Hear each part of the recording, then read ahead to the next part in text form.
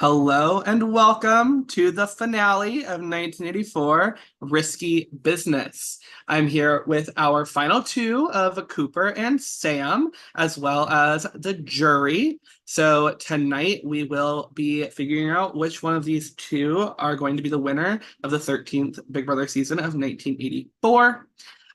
So we are going to start off with opening speeches. As final head of household, Cooper got to decide who would go first in openings, with it being flipped in closings. Cooper has decided to go first. So, Cooper, your 7 minutes will start when you start talking.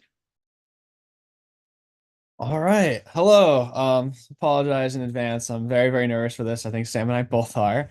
But hello, members of the jury. Can't even see your faces right now, but I know you're all here. I'm just gonna kind of walk through my game, which I think most of you know pretty well already. And just kind of go through it like that, and then obviously I'm open to answer any questions, anything you have. But I'll start with I really, really wanted to play a Big Brother game. I was super excited to come in here. I came in here knowing nobody, which like is pretty typical when it's like you're very new to it. So I don't think Chris really knew anybody either, but I came in here not really knowing people and knowing like I had to step it up because I found out very, very quickly, even the smallest amount of connections, even if you were enemies in a past game, didn't matter. You could find those people in this game. So I came in straight ahead, like, all right, let me find my people. Let me try and make some bonds. Let me go really hard at it. And I know a lot of you obviously know the bonds that I made very early on. I think one, especially that maybe isn't super well known, would be with Emily. And I know what you're all going to say, oh, but everybody had a bond with Emily. Well, so did I. And she also was giving me a lot of information, which I appreciated, and which is why I trusted her. One of the biggest things that came for me pre-jury was the Four Local Alliance, which had me, Emily, and David and Edmund in it. And obviously, maybe you look back on that alliance and laugh now. But that ultimately was where I was getting most of my information was from Emily and from Edmund. And that alliance kind of helped me kind of navigate when people didn't really want to tell me things because obviously I was connected to Sam, Alex, Mia, Danny, Chanel, and Jeff, all of them. So that's how I kind of navigated early on. I won the first or the third HOH. I decided, you know what, like I'm just gonna put up the three people I don't talk to the least. Um, because after I took a stand and was like, I'm not gonna let the majority tell me how to vote, and I did vote for Rachel. But that's what happens with my HOH. I was like, all right, let's just try and take it easy. Then Rachel won. I had to put Danae up. That was a whole mess. But we eventually made it to the live night, which was obviously a huge turning point in my game because up until then, it was kind of like very obvious. And I couldn't say it to a lot of my allies because I didn't want to blow up Emily's place, for example. But Emily and Edmund were both coming to me and telling me, hey, this is what's happening. All of these people are talking shit about you guys because you're in an alliance and everybody kind of knows about it. So I didn't want to turn on my people and kind of be like, hey, this is actually an alliance. Da, da, da, da, da. So we kind of had conversations that were a little bit stunted because of that. Then the live night happens. I got thrown up on the wheel after fighting for hours to try and save Mia, which obviously did not work out. But that's kind of when I said, all right, Cooper, like, let's hold the fuck up and we're changing this up because clearly how I've been playing before is not getting me anywhere. So when we hit the live night, obviously that was the lowest point of the game for me. I lost Mia, I lost Danny, I almost lost my game. And so that's when I decided, all right, I'm gonna go forward with what I have, but I am not gonna be stopping to help other people in their games. Like it's about like I'm gonna be selfish in my game and I'm gonna push what I have to do forward. And that's when I went hard. I knew, okay, fuck it, we're going hard for this. I won the HOH. We got back, but I knew I had to take a shot at the Sensational Six. Clearly, the shot needed to happen there. I knew that it had to happen. I didn't want to do it, but then the live might happen, and that switched my tune a little bit. So from there on forward, I really just went hard with my people, and from there, people are talking about me as a huge threat in this game, as someone who you wouldn't want to take to the end. So to kind of understand my place a little bit, there was two people at the very beginning of that went to me and said, Cooper, everyone's talking to this about you, every single person. And they are telling you that we shouldn't go to the end with you. We shouldn't work with you, but we don't care. I don't care if I lose to you. I want to take you to the end. And that was Sam and that was Edmund. Both of them came at me with that, and that's how I knew I have to be locked in with these two. I also had a very, very, very strong relationship with Alex, someone who was giving me information, especially when Blake won HOH, about kind of the dynamics of the game. Obviously, I was a little thrown when my boy got 0 votes on the wheel, and that was a huge red flag. But I knew going forward, all right, I'm going to work with my people, but I'm going to take out their allies. I went for Blake because I knew how close he was to Alex, among other reasons. After that, I knew that I had to kind of spread myself out a little bit. I could use this kind of little, oh, I'm strong with my allies. Look at the beginning of my game. Like, I would never say that. What are you talking about? And that's how I would go to people and I would tell them things that I should not be telling them, specifically Scott. There were some things I was telling Scott that if my allies found out, that was not good. And they did find out, but they still trusted me that Scott and David were wrong. I was going to Scott with a lot of information. And going off of that, that's kind of how I sent my game forward was, you know what? Like David, I needed him out because he was clocking me. So was Blake. They were both coming onto the game that I was playing. I didn't know Scott also was at the time, but I found that out later. So that's kind of how I went forward. I was like, I knew that I have Edmund, I have Sam, I have Alex and Rachel. And after they took Emily out, I was like, all right, devil's deal to the end. And I know you're probably going to ask me, why didn't you branch out? Like, why didn't you do these things? Why did you stick with them? It's because I knew I had to make sure I was the most well set up in that alliance going forward. And I believe I was. I believe I was able to kind of push things in a direction that did that. But also, I was ready to make some moves, make some things happen with Danae and Chris. But unfortunately, Danae was not in the game anymore, which was something that I've been talking a lot with Danae and hoping that I could make something happen with her. And then I was going to go to work with Chris, and then Chris and I kind of sit there on the call and we're like, yeah, we're going to take each other out, right? Yeah, okay. So that was kind of it. I was like, all right, devil's deal forward. Here we go. And then going on forward, I just pushed as hard as I could to make it to an end where people would want to take me with Sam and Edmund. That's why I went to the final three with Sam and Edmund. I knew Rachel and Alex were so probably had all these connections with the jury. People were saving Rachel. Like Alex had no votes on the wheel. I know I'm running out of time, but that's kind of how I was moving forward in the game. And then also Edmund did ask to be evicted because he could not be here tonight. And so that is why I chose to take Sam to the final three or final two because I want to win this game, but I don't want it to be against just nobody. I think that's my time. Yep, Sorry. that is it. Thank you, Cooper. Okay, Sam, your 7 minutes will start when you start talking.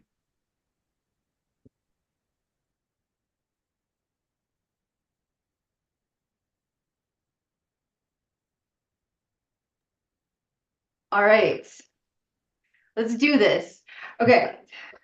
I was going to ask people to raise their hands for something, but we can't do that right now. So I wanted to take a little something from the theme of our season, Risky Business, and there's a quote from the movie that really mirrored a little bit of my experience in the game here. And so let me just read this. Sometimes you gotta say, what the fuck, make your move. And the answer to that was, well, that's easy for you to say. I mean, you're all set. You're probably going to Harvard. Me, I don't want to make a mistake and jeopardize my future. And then so basically this is like to the main character. Anyways, and then he says, you want to know something? Every now and then, say what the fuck. What the fuck gives you freedom. Freedom brings opportunity, and opportunity makes your future. And that is really how I navigated my way through this game, is taking the opportunities as they either presented themselves or as I tried my best to make happen with the little social capital and ability that I had to do so in the game. So yeah. Okay, I'm gonna take a breath. We're all good here. I'm really, really, really excited to be here. And I know we know what my public speaking skills are like. So I do have something prepared, but I don't want to be a robot sitting here talking at you all about everything. But to not just completely derail, I'm gonna reference this a little bit more. So I am incredibly excited to be here and grateful for the opportunity to be able to share my game with you. I'm very proud about my name, and obviously I'm sharing my game through my lens, right? And it could be inaccurate to what your experience is. So I really welcome and invite you to, if at any point in time I'm sounding absolutely delulu and you're like, that is not how that went down, come at me with it, because I am open and I welcome your criticisms, questions, opinions. I just ask that you keep an open mind as I tell my story from my point of view.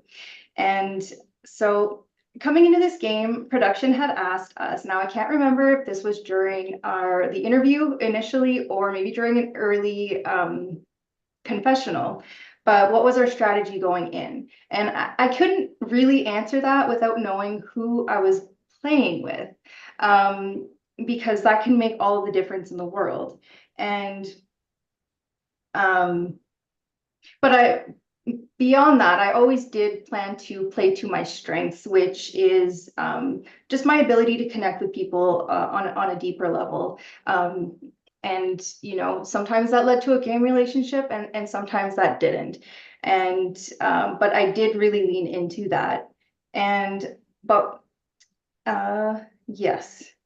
So yeah, my ability to connect with people on a deeper level, but that also does get tricky because playing too good of a social game too early will catch up to you quickly, and it is a very fine balance.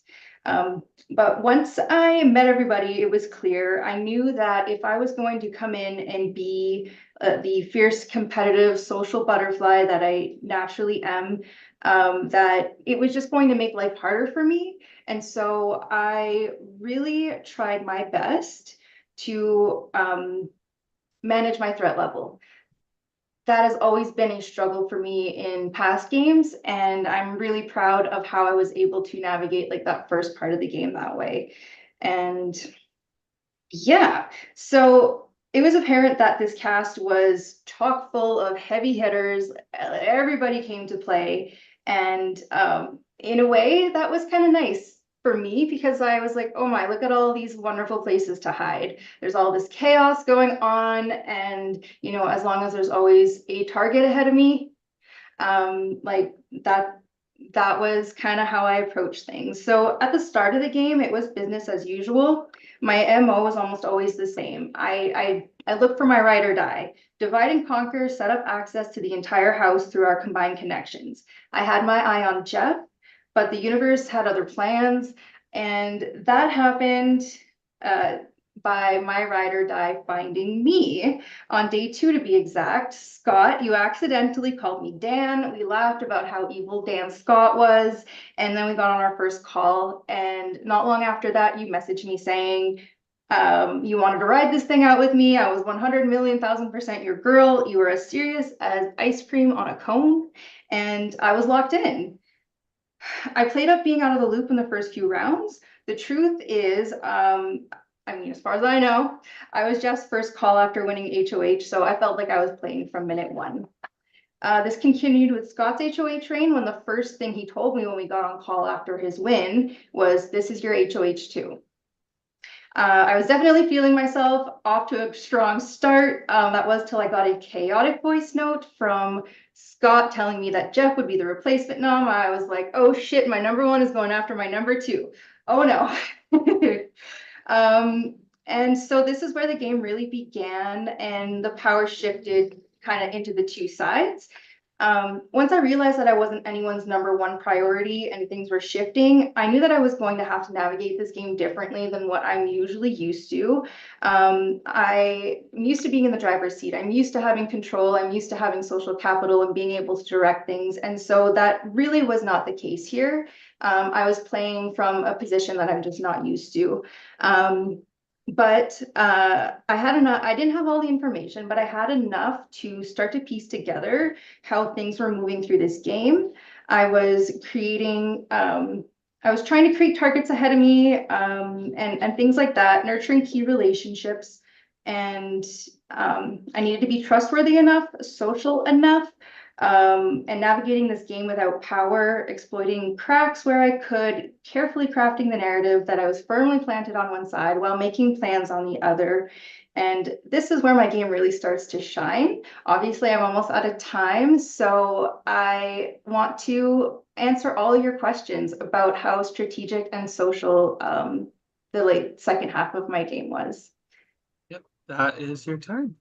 Okay, so Blake was able to make it. So, Blake, it is your turn. Once you come on cam and start talking, your time will start. And Blake, I didn't tell you, so I will give 3.5 minute and 1 minute warnings in the Zoom chat for you. Perfect. Well, first and foremost, congratulations to both of you for making the final two. You obviously have done what 16 others could not, so that is a good achievement. I do have questions for both of you, most certainly. First and foremost, I'm just going to preface, I think that it's very important for not only myself, but several other jurors to see you guys both take accountability for the way that you sent people out, the lies that you excessively told for no reason, and just the way you made people feel icky. So I want to just preface that, start out, give you guys a little bit of time to think about it, because those questions are definitely coming. Cooper, I'll start with you. The way you sent me out rubbed me very wrong, because you gave me reason A, B, and C, right? But at the same time, you were doing all the same things in the game, multiplied by like 10. And that was confirmed to me even in the jury after everybody would come in and spew their story. So that rubbed me very wrong. Not to mention, after our confrontation, you basically made me out to be the bad guy. And that just is not cute in my book, because it's not my problem that I thought we were working together, and I just wanted you to take some accountability and give me some reasoning. Sam, I wish I could sit here and say that I know a lot about you, but the fact of the matter is I had to message you 3, 4, 5, 6 times sometimes before I would even get a response back. And I felt like I should have been getting paid for this, because it was like a full-time job trying to just have a conversation with you.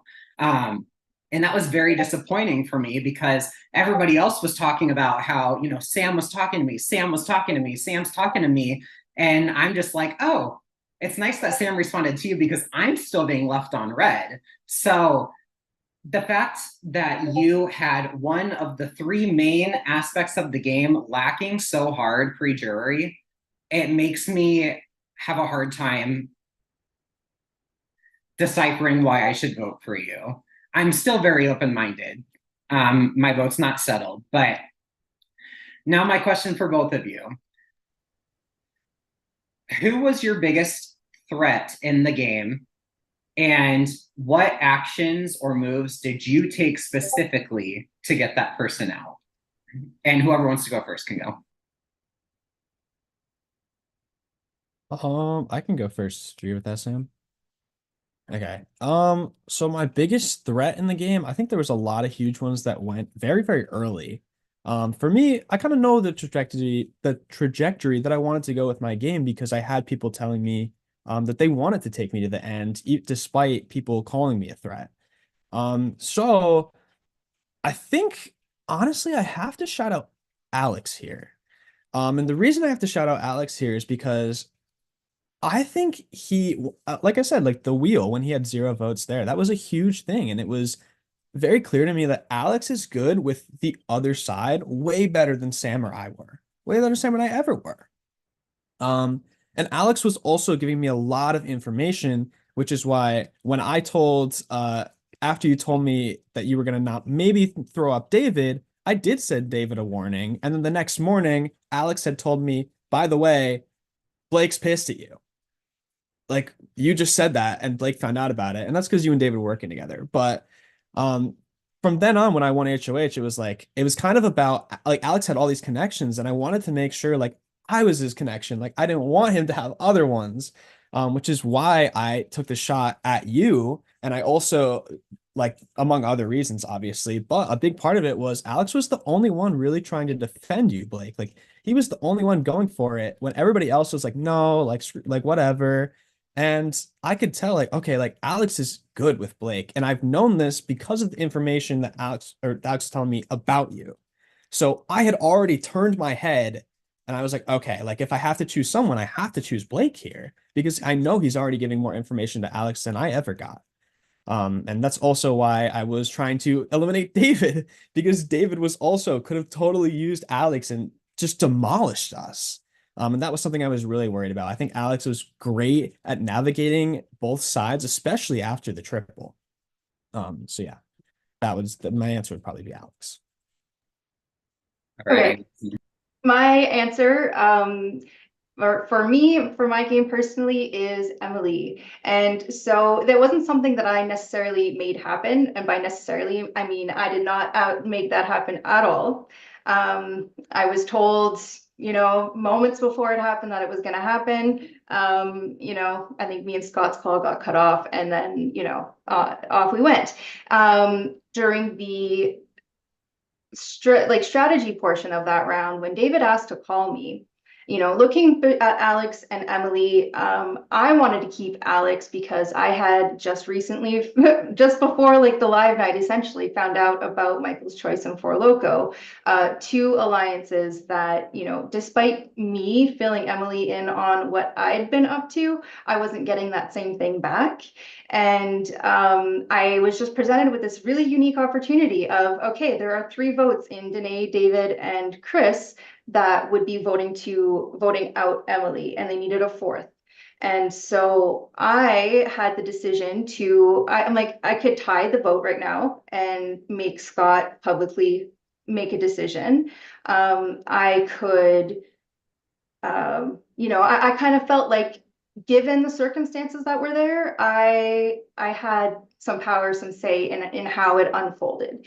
And yeah, looking at that, Emily was always going to have priorities over me, because of all of those things that I wasn't like let in on.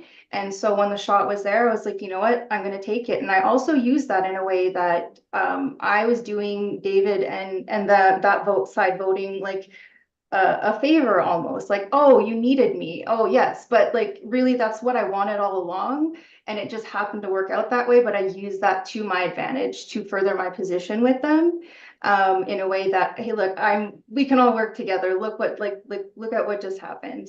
The last thing I will add on to that is I believe that Cooper was going to be voting out Alex, but I roped him in last minute. I said, the votes are there, it's happening. You're going to want to vote this way. And when Alex won the following one, see, those are the looks I'm talking about, the Lulu. Yeah. Time is up. I'm going to need, Blake, if you want to give like one last wrap up statement, you can.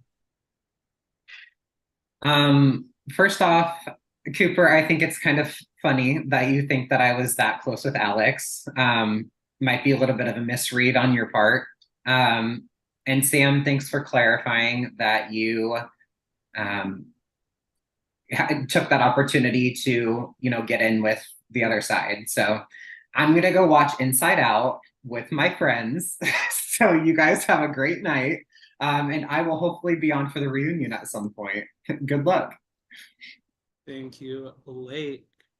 Okay, next up is Emily. Emily, you can come on cam, and your 7 minutes will start when you start talking. Hi, guys. Yeah, I'm wearing Devil's Red in honor of the Devil's Deal, which unfortunately I had to be sacrificed for to make that alliance work. Still supporting of it, but I am mainly wearing this to warn you guys of what's coming up because, as you know, karma's a bitch, but so is Emily Pitch. So don't think I'm going to be nice to either of you guys. And also, this jury is bitter, they're shady, and they got a lot to say, including me. So hope you guys are ready. I was aligned with both of you guys. I did love both of you guys, but I want to know where I stood. So my questions are a little shady and we're going to move fast so I can ask them both.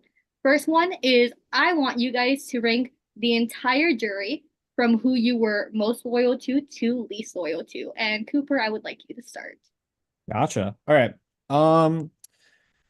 So I'm going to have to start with,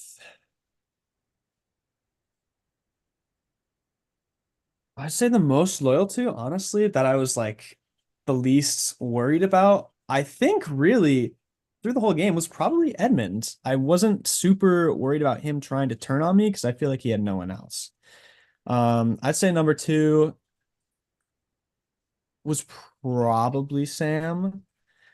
Just because again, another person that was coming to me saying, hey, like I don't care that you might beat me, I want to take you. Number three was probably, I mean, if we're looking at the whole jury, it was probably you. But obviously, like I knew that there was some other stuff going on, and maybe I wasn't a super high priority on your list, which is why you're three. Oh, Um, you were you were up there, Cooper. You were right next to me. okay, I was okay. Telling. Okay, keep going. All right. Yeah, I think number four was definitely Alex. Like I said, maybe if Blake said I had a misread, maybe I did. But at that point, it was very clear to me that I needed Alex to be in as much danger as I potentially was. So I put Alex at four. That's why he's not higher. Then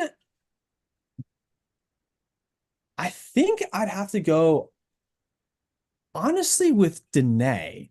And the reason I'm saying Danae is because like everybody was telling me like, oh, I don't talk to Danae, I don't strategize with Danae. I'm like, yeah, me either, but that wasn't the case. When I nominated Danae, like I told her the reasons were we don't have strategy talks, and she put in the effort really hard to do that. So I did. I really wanted to work with Danae going forward. That's why I was contemplating not even putting her on the block had Scott won when I was HOH. But that would be Danae. I think after that, I would have to do Rachel, and which might be like a wild pick, but I think at the beginning I was wary of Rachel. I was told to put my name on the wheel, da da da da. But towards the end, I was like, oh, never mind. I'm actually like I'm very solid with Rachel.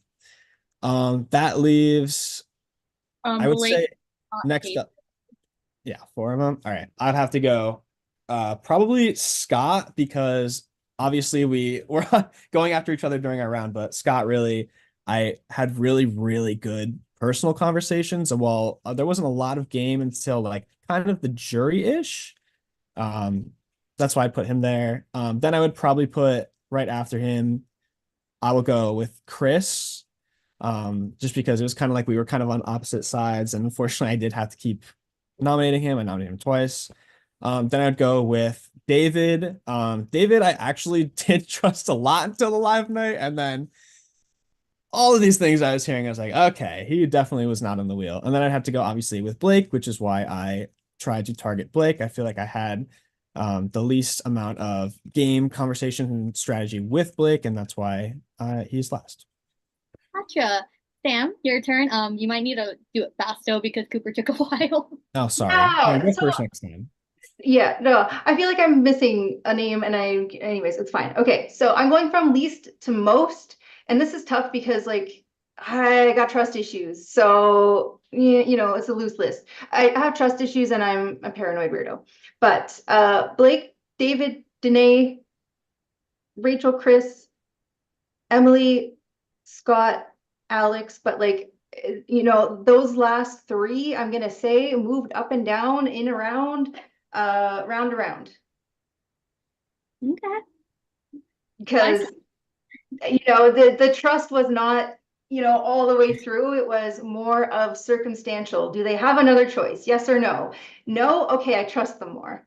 Okay. And then my final question, it's a really simple one.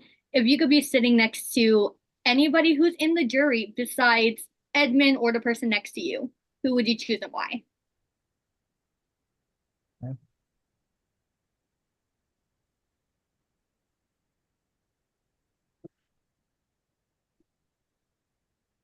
And I can't choose Sam or Edmund. You can't choose Sam or Edmund, no? Okay. Y'all are pretty lethal. I'm gonna like I guess I'd have to go with Alex. Just because I think again, like we were working very closely together, but I do think that there are parts of my game that I was just trying to work with him, and then hopefully I could win there. But this is a pretty terrible jury to be sitting next to. So Were you actually going to take me to Dan Cooper, or were you lying about that? If you were being honest about taking me and you were the only other person that said it because Sam and Edmund were saying it very adamantly, then I would have, but I probably would have cut you at like 3. Interesting. Okay. And then Sam? I would choose to sit next to Scott because for the first half of my game, that was the goal. That's what I had in mind. I missed a lot of signs. I missed a lot of red flags. I really did. But that is something that I did want to follow through on for a while until I didn't. We can talk about that later. But yeah, I would love to put my game up next to Scott's because I think it would be a fight. And I think I'm really confident in the game I played. Gotcha. Oh, I love my questions. This was fun. Really great. But yeah, anyways, my vote is leaning towards one way over the other. I'm not gonna say who. It depends on how you guys answer the rest of these questions. So I wish you guys the absolute best of luck with these. No hard feelings. Love you both, but good fucking luck with the rest of this jury. I went light on you. Let's do it. Okay. Next up is David. David, your time starts when you start talking. Hi guys. First of all, you guys look very good, so props to you guys. Fresh, love it. So congratulations to both of you to making it to the end. With potential bitterness and other thoughts aside, you two ultimately outlasted all of us, and you are deserving to be finalists. So good job to both of you. I have like a question for each of you, and then if we have time, then like a question for both of you. So Cooper, do think you did play a solid game. I do want to reference like you mentioning like your reasoning for voting out Edmund was because he wasn't here. But like if he was here and he was able to make it to the finale, would that have changed your decision? Um, it might have changed my decision. I think the main thing was I knew that Sam and I had kind of had like our branch outs in the beginning, but really like we didn't get to, like I said, really talk because there was that divide, which is why I called the like house meeting or whatever it was after the triple. So I think it might have changed my decision as well.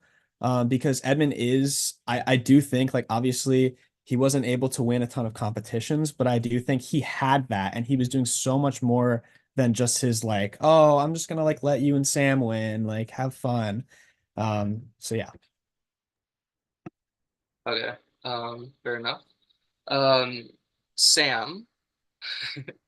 So during my time like in the jury, like aside from getting to talk to the amazing jurors that we have, was definitely seeing how pissed people were at you specifically. And honestly, like for me, like I kind of had joy in that, because like I knew that you would be like capable of doing things. And I think that I do ask like you take more like credit for what you have done, and hopefully further on that you can give people answers for that, like you did earlier with the being the deciding vote with Emily or Alex going. So I'm glad that you spoke up about that, as you should. You had a pretty good role in that too. So good job there. But I do want to go back to like the whole jury management. And if you like, what would you like grade your jury management like on like like a school kind of scales like F to A. And then like if you can give like any situations where you think that you maybe like you did really well like at managing certain jurors when they went out, and then or situations where you think you could have done better. Yes. Okay. So I'm gonna give myself I don't know what like what number this like equals to, but a B minus. I don't think it was awful, but there's room for improvement. Absolutely. I think in the areas that there was room for improvement, I think specifically with Chris and with Rachel, I got antsy and sitting, thinking, overthinking, spiraling, the crackhead comes out and the paranoia, and it's like, oh no, what if they win? What if they win and whatever. And so that led to me having conversations that I probably didn't have any business having, which led to, obviously hurt feelings because you know, I think specifically with those two, there was always that like, oh, maybe we'll work together on the next one, next vote, next round, next, you know, maybe our stuff's gonna align and like it'll work. And so me always wanting to keep the door open for that, but you know, leaning a little too far into it. Where for me, I was like, oh, I didn't get enough to follow through on that and see that through. But to the person on the other side of it, they are just getting the conversation and the hope. And so I definitely see where the disconnect is and where I could have done a lot better with that. When it comes to the good aspects of my jury management, you know, in a live night setting that's really quick, it's hard to, you know, send people on their way out with like your true thoughts. I don't know, again, might be Delulu. When Emily said, I prefer when people stab me in the front, not in the back, I would like to think maybe that was about me because I told her exactly. I said, I know you're in this alliance with these people, this alliance with these people. You've been telling me you're in nothing else. I'm sorry, you're up there. I got to vote you out. And so, you know, when I was absolutely sure about something, I made sure to communicate that to the people that like it had impacted or that I was sure about. And that is a part of my jury management that I'm proud of and I think I did well with. Thank you, thank you. Okay, so I don't know, I don't have much time, but if we can get like a quick answer maybe. It's like a general question for both of you. Like what's like one moment in the game where you did something to like better, like it was better for somebody else's game and not necessarily yours, but you still went through with it for them? Then either one of you can start. I'll start Okay. because my answer is pretty quick.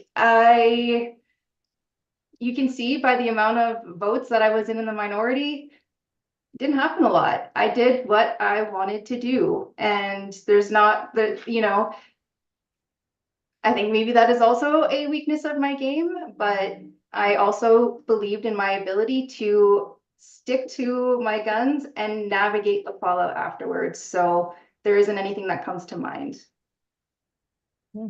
I'll just say real quick, obviously I was down to vote Emily out. However, that whole situation was a shit show for me because those were two of my very strong allies. But at the end of the day, like I said, I made the decision. I'm going to play more for me. I want to play to win, and I can't just keep throwing these votes because I feel bad. So I think when I voted Emily out, that was probably what fits your question. Okay, thank you both. I wish you guys best of luck, especially with this jury. And so yeah, good luck to you guys. Thank you, David. Next up is Scott. Scott, your time will start when you start talking.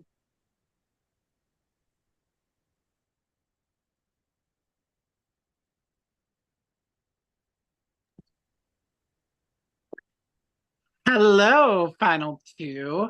First of all, I want to say y'all look like you're ready for the casino, and I hope you're taking me with you. Anywho, congratulations, final two. As a bunch of people have said before me, you guys made it to a spot where the rest of the jury and the rest of the people in the pre-jury were not able to make it to. So congratulations for that. I do also want to go back and bounce off of what Emily said a couple people before me. It's going to be a bumpy road for both of you tonight. The jury has a lot of opinions about both of you. I know I have a lot of things that I want to hear, but I don't want to babble. I'm trying to do this without a script, so this is going to be interesting. Anywho, I do have a little something different for you guys.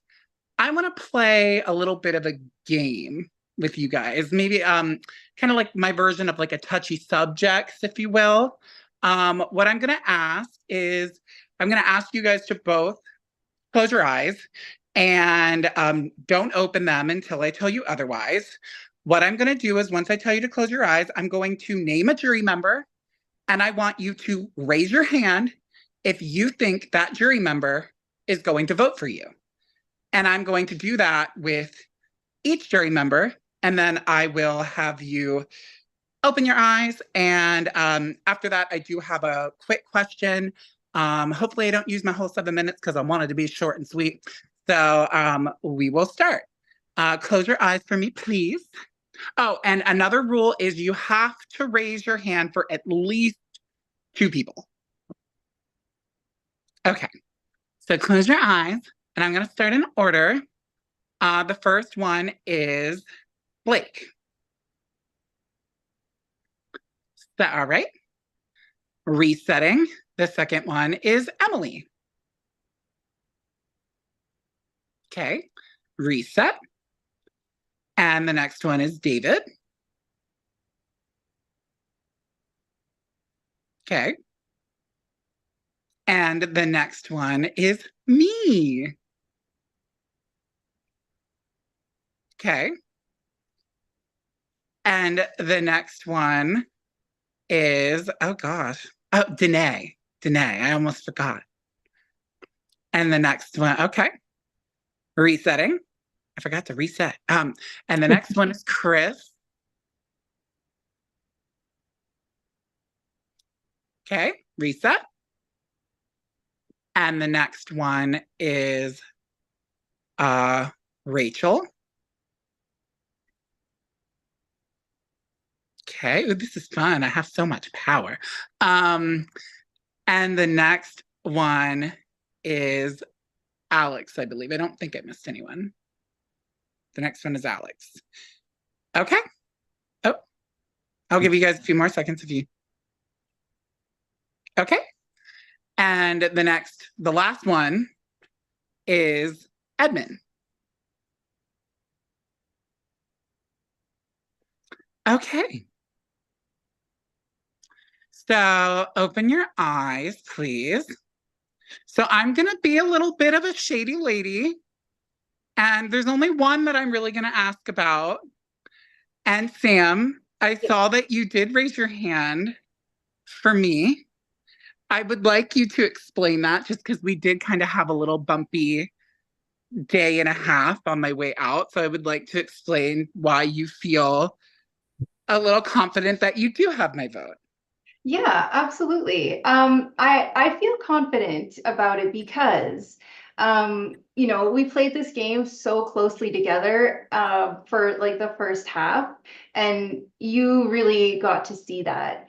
And when things fell apart, I think every step of the way, we were able to communicate through it. We were able to talk through it. We were able to try to get to a place where, you know, things came out. I was like, I had no idea. I feel really dumb. My feelings were hurt, but they, you know, not in any big major way, just in dumb, silly ways that we talked out. And I think when it came down to it, I think you understood why I did what I did. And for those reasons, that's why I think that I would still earn your vote, because moves needed to be made, and even though they were against you and I love you, I believe that you understand why. Okay, well, I guess we'll find out a little bit later. I think I have a little bit more time left. I'm not sure. Am I allowed to get a time check? I don't know. Oh, well, I guess I still have time. So I have one more question for each of you. Sorry, Cooper, I'm not going to ask you about any of the ones you raised your hand for, but I was a little selfish. But can you both tell me, I don't know how much time I have, so make it a little quick. I want to know from each of you what you think to be your biggest regret this season, like the biggest regret that you have from this season. And I'm going to let ladies go first. Sam. Okay.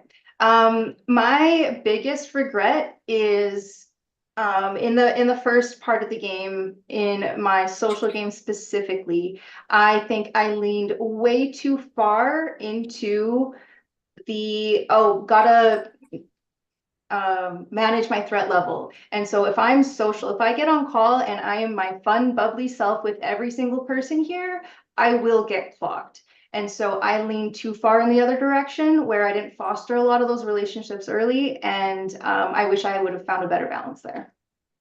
Okay. And Cooper, we don't have much time, so let's get this rolling. Okay. I think my biggest regret is definitely just playing on one side in the beginning, and while I did have a few other connections, there was a lot of people that again had a barrier for me, and my biggest regret would be not just knocking that down myself and having to wait till live night to knock that down. Okay. I'm going to take these last little seconds to say thank you guys so much. I love both of you, and I wish you both the best of luck with the rest of this finale. You, Scott. Next up is Danae. Danae, your time will start when you start talking.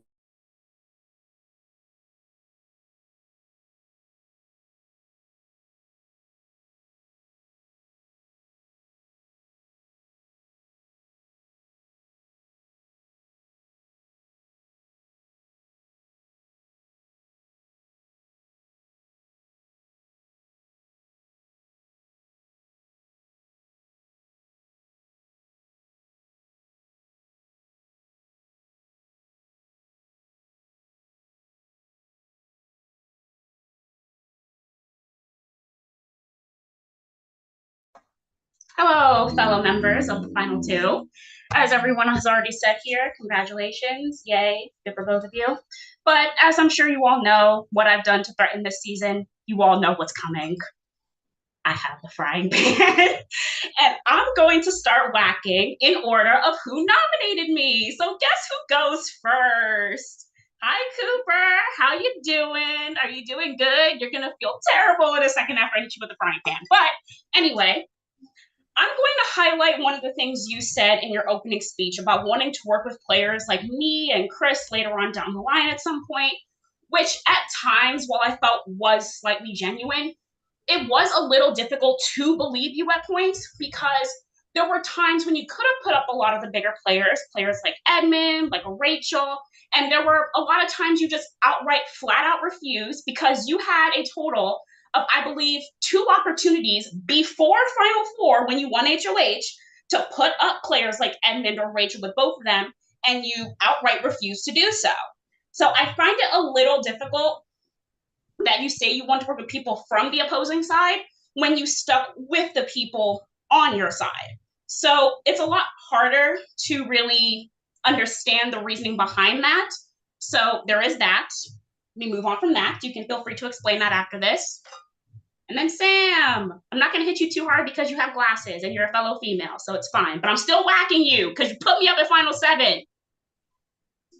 Unnecessary. But anyway, I think a lot of the points that were said here about you pre-jury, I feel like I also had those same thoughts about you not having a strong social game early on or really lacking in that area. Because specifically for me, when I called you a lot during the pre-jury, you mentioned how I needed to be the one to establish a larger game relationship with you, which I felt was a bit confusing at times because I felt like it wasn't the same on your end when it came with me. And I actively did try to work in a game relationship with you. It just did not happen. So you feel free to explain that. But the one question I have for both of you, since you both are genuinely nice, kind-hearted people, and you're both adorable, I'm going to ask a question that I feel like will be a little hurtful in a way for both of you because it's going to involve the jury. But I want you guys to pick one member of the jury that you feel does not deserve to be in the final 2 next to either of you.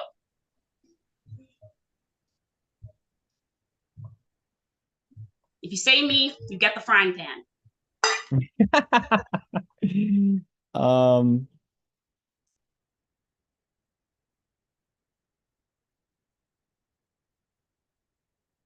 That's a tough one, Danae. Damn. It was meant to be tough. Sam, do you want me to go Listen, first? I don't want to take the cop-out way here, but I'm very sincere in this answer when I say just because I don't see the game doesn't mean it isn't there. And, you know, I will never underestimate anybody. And it's hard for me to pick somebody out to say, oh, you like, you know, we've all earned our position here. And whether you're first juror or last juror, I think it's a crock of shit to say somebody doesn't deserve to sit here, to be completely honest. And I'm sorry, that's not actually answering your question, but that is how I feel. I'm gonna give an answer. I personally, and he's probably gonna hate this, but I personally think that Blake, I also agree, everybody deserves to be here. But if you're gonna make me choose someone today, I'm gonna choose Blake. I just think he was kind of running around in the beginning, and there was a lot of shady stuff that I personally saw. And keep in mind, I'm only seeing like this window. Like Danae, you and David and Scott, y'all are seeing this. Emily's seeing this. So we're going off of what we see in front of us and what I'm being told. And that's why I think the person who I think was moving around the most and why I targeted them was Blake.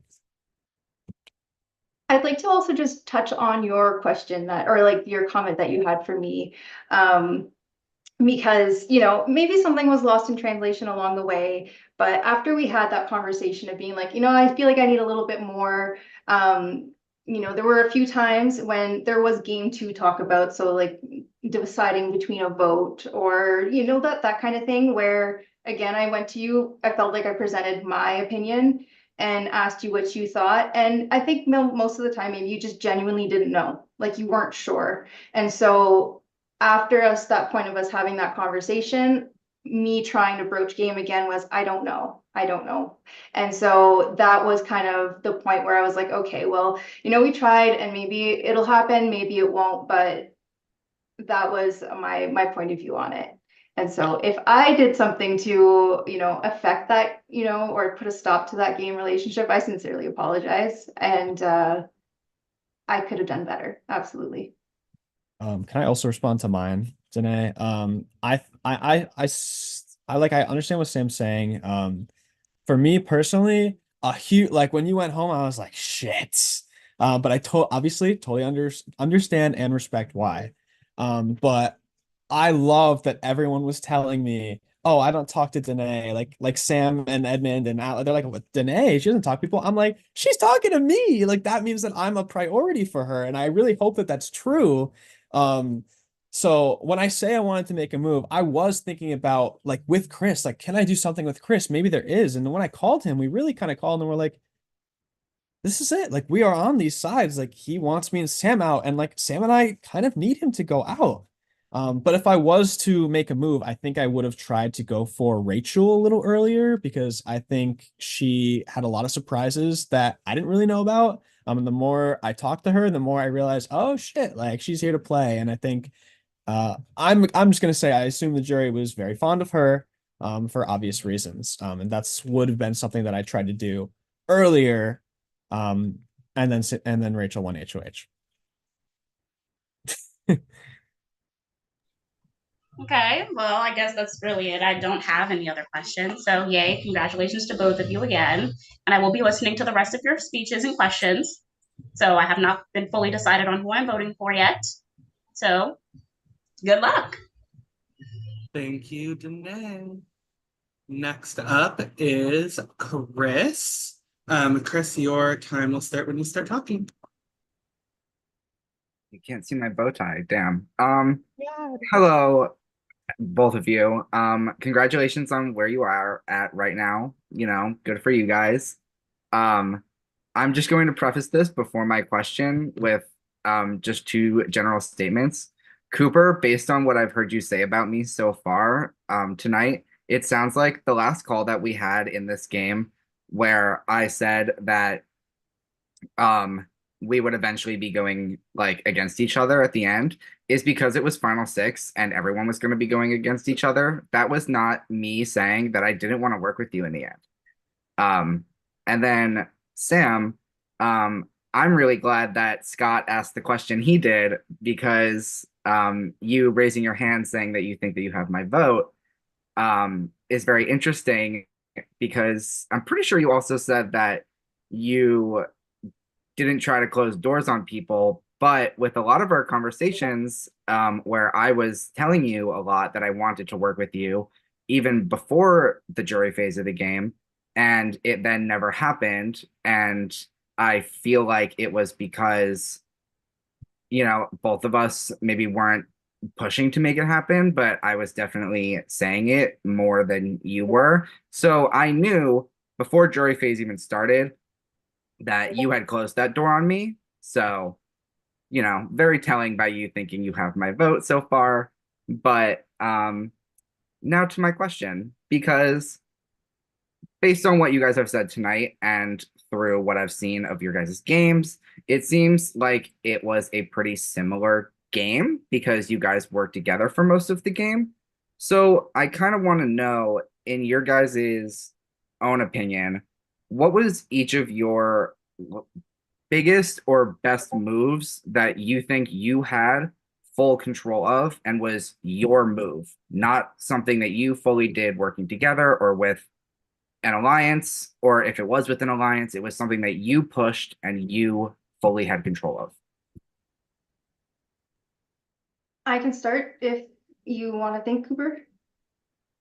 Okay, so one thing I already somewhat mentioned, I do truly believe nothing in this game is ever done like on your own. But that being said, with the Emily vote, I just feel like it was a really crucial turning point in my game, making the decision that I did, and help propel me forward. But in addition to that, when this is way back, but I'm going to go there. When Jeff left in round 2, the last conversation I had with him was that you, Chris, David, and Danae were tight. The 3 of you were a thing. And I immediately went to, because I was like in the minority vote and stuff, I was like, okay, we just need something else to be happening here that's not like looking my way.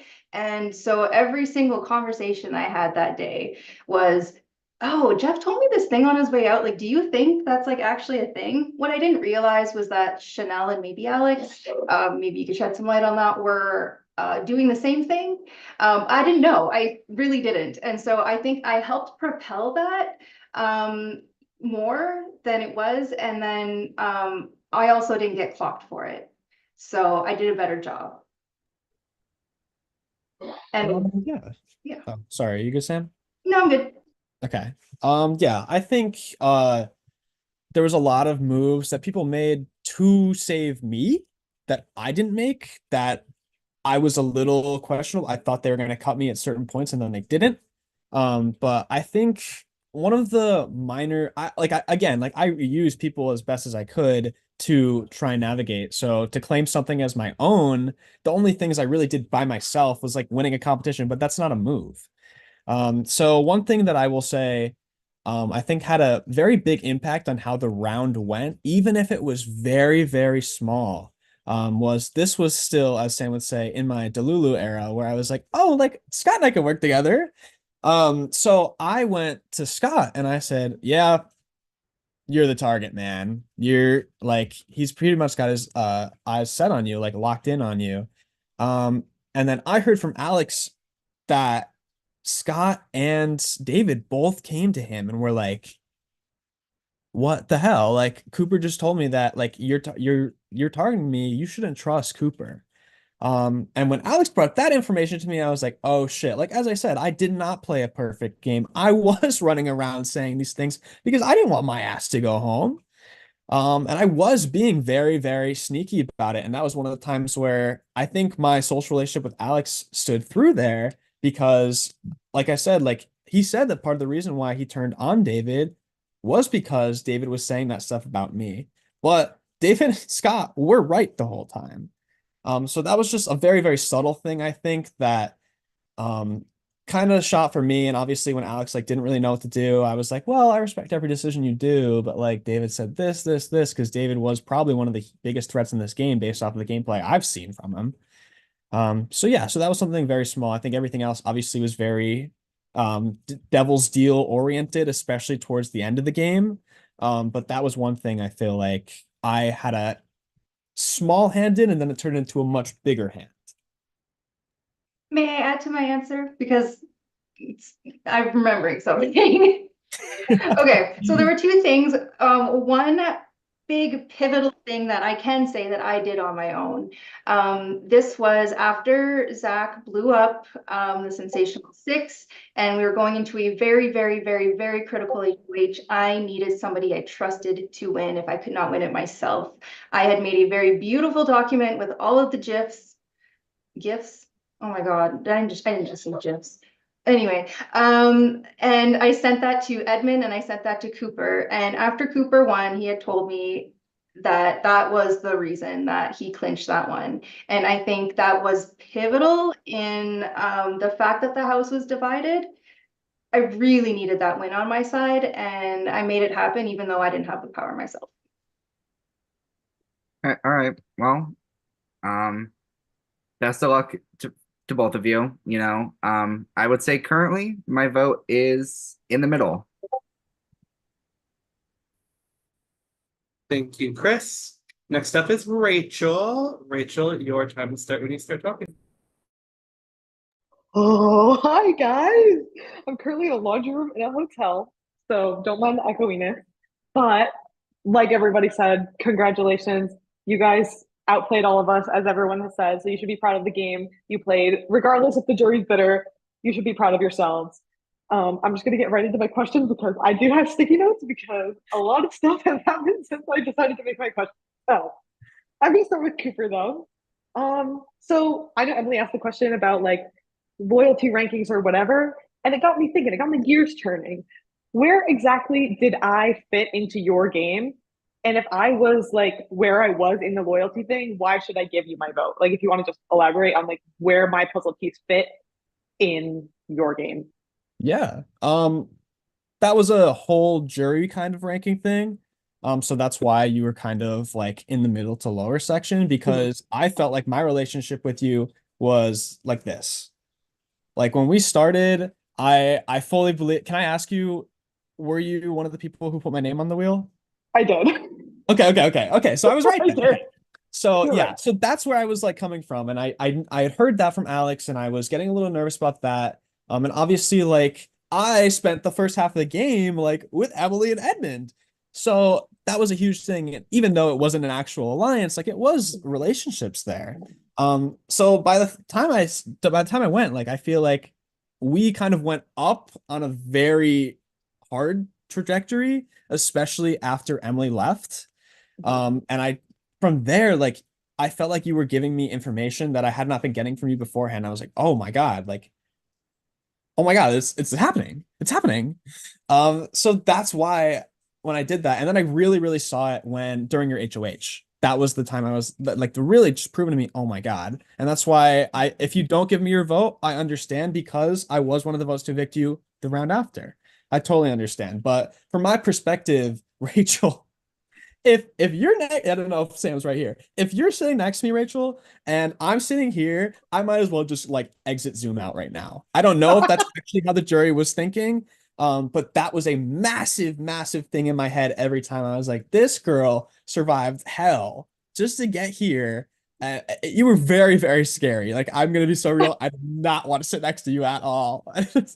I'm flattered. And I will tell you the only reason why I put you on the wheel that round because I didn't want to go after you. It's because I had heard from every single other person that you were pushing so hard for me to stay and for me to go. And Yeah. that happened like right after. So that's why I did that. But Totally understand. I'm honored that you think that I'm not a bad player. Anyways, Sam, I have a lot of notes written down. But I wanted to echo what Blake said about you not talking a lot to me and a bunch of other people. And I had said it in one of my speeches, like I felt like you only wanted to talk game with people who like you wanted to work with or like you had something going with. So I'm glad that you acknowledged that because my original question was going to be like, because I remember you said on my way out, like, I have to do this because like you didn't make the connections that the rest of us had in the pre-jury stage. And I just want you to elaborate on what connections you made in the pre-jury stage that led you to getting here. Yeah, absolutely. It was honestly such a mess. I felt like I was like white knuckling it most of the time because, you know, I had an idea of how I wanted the game to go. I had Scott, but I needed more than just Scott because that wasn't, going, it wasn't going anywhere in terms of like group relationships. And so I had my eye on Jeff. I put a lot of time and energy into that relationship just for it to be gone. I had that same thing with Chanel. I put so much time and energy and like so much time on call and just all of this stuff is that every time I was just really pouring into somebody, they were gone. And so I kind of felt like in this weird position of, okay, now everybody else has had a chance to kind of figure out where they are. And I, almost afraid to say the wrong thing to the wrong person because I didn't know where information was traveling at that point. So there were points in time early game where I was scared to open up the door for that to shoot myself in the foot. So because of that, I absolutely did play it safe. And I didn't want to overpromise, underdeliver, and start these relationships that I just didn't know where they fit into. And so I think that led to me sticking to what I knew. I will just add one other thing to that. It kind of touches on what Chris said too, but I do feel like I left the door open because for me, it's, yes, loyalty is a big part of this game, but it's also like, what other options do you have? Does Chris have? And, as your options started to get whittled down, I can trust more what you're saying because, trust issues. And leaving the door open for that to maybe happen is not something that I was able to express to you. Oh, maybe if Edmund's gone, I'll work with you. Like, I'll trust you. But like, really, that's what was happening. I just couldn't trust that you'd have my back over other people's while they were still here. Yeah, and that's very fair. And I don't remember who said it. It might have been Danae, it might have been Chris, that said that you made me feel in that situation when we had that call that I was the one who had to earn your loyalty. And I knew you were in power, so like I guess that makes sense in a way, but like I left feeling like I did something wrong, and that made me feel really icky as a juror. And I'm glad that you acknowledged that the conversation we had was pretty much useless in a way, but I mean, respect for the honesty, but like it left me feeling like I was the problem, and that's not really how I wanted to feel leaving the game. But I know I have a minute, Michael Davis, but you guys are awesome, and obviously I'm gonna be in your DMs constantly after the game, forcing you to be my friend. So best of luck and kill it with the rest of these questions from just Alex, probably. Thank you, Rachel. And then we have Alex. Alex, your time starts when you start talking. Hello, and congratulations to the two people I thought were my closest allies, but clearly I was very wrong. Listen, I know that this jury has been very bitter, and I'm probably going to come across bitter, but I promise I'm not. But I am, in fact, a selfish juror. I don't care about the rest of the game. We're talking about me now, okay? Sam, I feel like I deprived you of a moment, right? Because I wasn't around for my eviction. So my question, it's not really a question, is I would like for you to go ahead and evict me. This is the final four. Edmund's back down here in the corner. I'd love for you to deliver an eviction speech. Thank you for this opportunity because I really wanted to be able to do this. Okay. So I am voting to evict you because I truly believe I don't know all of the pieces to your game, and I'm making a lot of assumptions here, but it was that 0 vote on the wheel for the nominations during the live night that just big blaring sign. Alex has other shit going on. Alex has his ass covered. And if Alex has been actively playing this game, keep in mind, these are assumptions, actively playing this game with enough other people, that means there are connections that Alex has on the jury that I have absolutely no clue about. And I felt better equipped to go against either Cooper or Edmund in a final, knowing what I was up against. And I think with you are incredibly intelligent and strategic. And every time we got on a call and we're looking at numbers, we're looking at everything, you're just the total package with potentially way more friends on the jury than Cooper or I. And for that reason, I need to evict you because I want to fucking win. Okay. Fair. I do think it was a little lackluster. We have some edits for you, if you will. So I did listen to your original speech, and I will say this is a game for $0. I don't take anything personally. I took your initial speech personally. It was I have never had my feelings hurt in a game like I did listening to the way that you said some things in that speech. Particularly, we have notes. I'm trying to stop laughing and be serious. I'm just so excited. There is nothing I would rather do. This is someone who I told you that I wanted to go to the final two with you. And then because I wasn't face to face with you, you were dancing on my grave, is honestly what it felt like. Genuinely, my feelings were hurt. So I know that's not a question, but if you'd like to respond to that, I will, allow you that opportunity. Yeah, absolutely. Complete boneheaded oversight on my part to not realize in that moment that that is something that you would have seen. That is absolutely something that I would have saved for a private moment, or maybe reflected on and not done at all, because yeah, I am sorry for hurting your feelings. It's fine. It doesn't matter like what my intention was. It happened, and I don't. I'm sorry. I really truly am. I shouldn't have done that. And I realized after it was done that, oh, that could have been my opportunity to say what I wanted to say. So thank you for giving me the opportunity now. But yeah. The speech was better, but all right, Cooper, while we still have some time, I do want some clarification on a few things. I want to know what you knew about the Final Four. You told me that you were not going to use the veto if you won it, and then clearly you did. So was that the plan the whole time, and did you know that Sam was going to evict me? Yeah. I did know the whole time that that was going to be the plan. And obviously at the very beginning, I was kind of getting it, but what kind of said it to me was when we had our call very, very early in the morning. That was when I decided afterwards.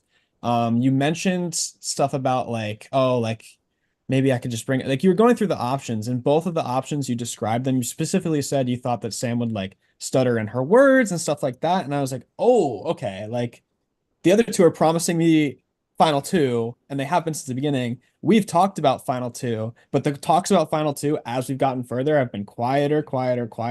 And so I'm like, okay, like I also thought like you would have absolutely smashed the final HOH as well.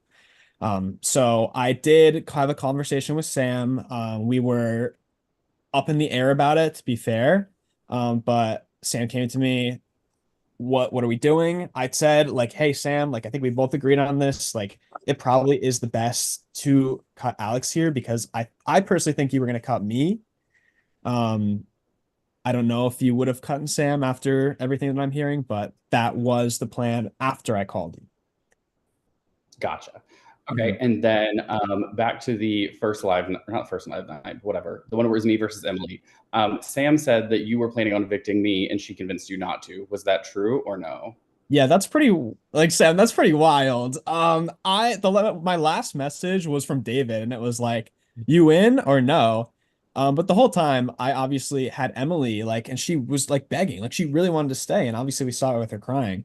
But I just knew like it was just better for my game to have you in, and clearly like you supported me, like we supported each other through the end, and Emily could have done that too, but I knew that you were more likely to win competitions, whereas Emily was maybe not that she was bad at competitions, but I don't think she wanted to win them. I mean, Emily, I guess she can't talk, but I feel like it was worse for Emily to win them because she was good with everyone, whereas you and me kind of had people that were against us. So yeah, it was not like it was talked about with all of them, and then David was the one who talked about it with me the absolute most. And then I was actually on a call with Rachel and then ended. Yeah, I do know that like, we're running out of time. I do think it's absolutely wild that you think that I was your biggest threat. Also, I forgot to mention, Sam, you did flat out tell me that you were going to evict Edmund at the Final Four and then didn't. So I didn't love that I didn't get the respect from either of you of knowing what was going to go down that night. I knew it was going to happen, but I did not love that Rachel, Scott, all these other people got the respect of, hey, I'm getting rid of you, and I did not. Especially when we were as tight as we were, because I could have gotten rid of both of you at certain points, and I chose to be loyal. So yeah, good luck. I think this is going to be a fun vote. Thank you, Alex. Okay, so with Edmund not being here, we are going to get into closing speeches. As stated earlier, Sam will be going first here and Cooper will be going second. Jurors, as I told you earlier, please do not lock in your votes until I call your name later. I will be giving 30-second warnings in the chat when necessary. So Sam, your 2 minutes starts when you just start talking.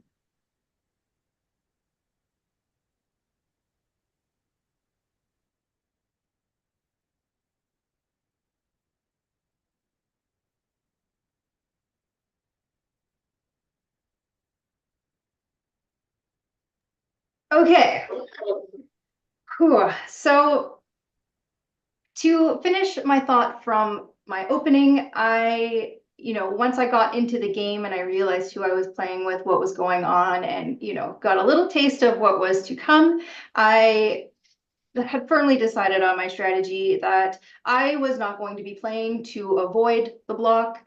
I was going to be playing so that if I did end up there, that there was always a bigger target ahead of me, even though maybe I wasn't too far behind. I just needed one.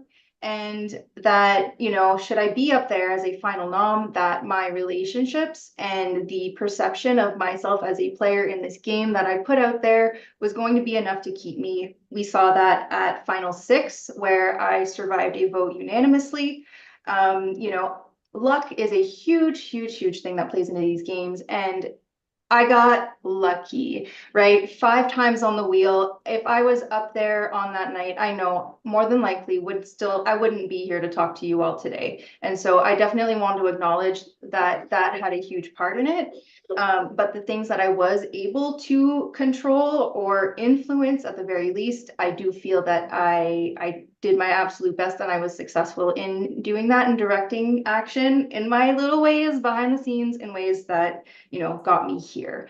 Where I didn't have any tight, number one, this is who I want to ride or die with, until Cooper and all of his allies were gone. I think that's how I moved through a lot of the game, keeping those doors open and just playing where, kind of cutting people off from their people, and maybe they'll finally help me out there in that way.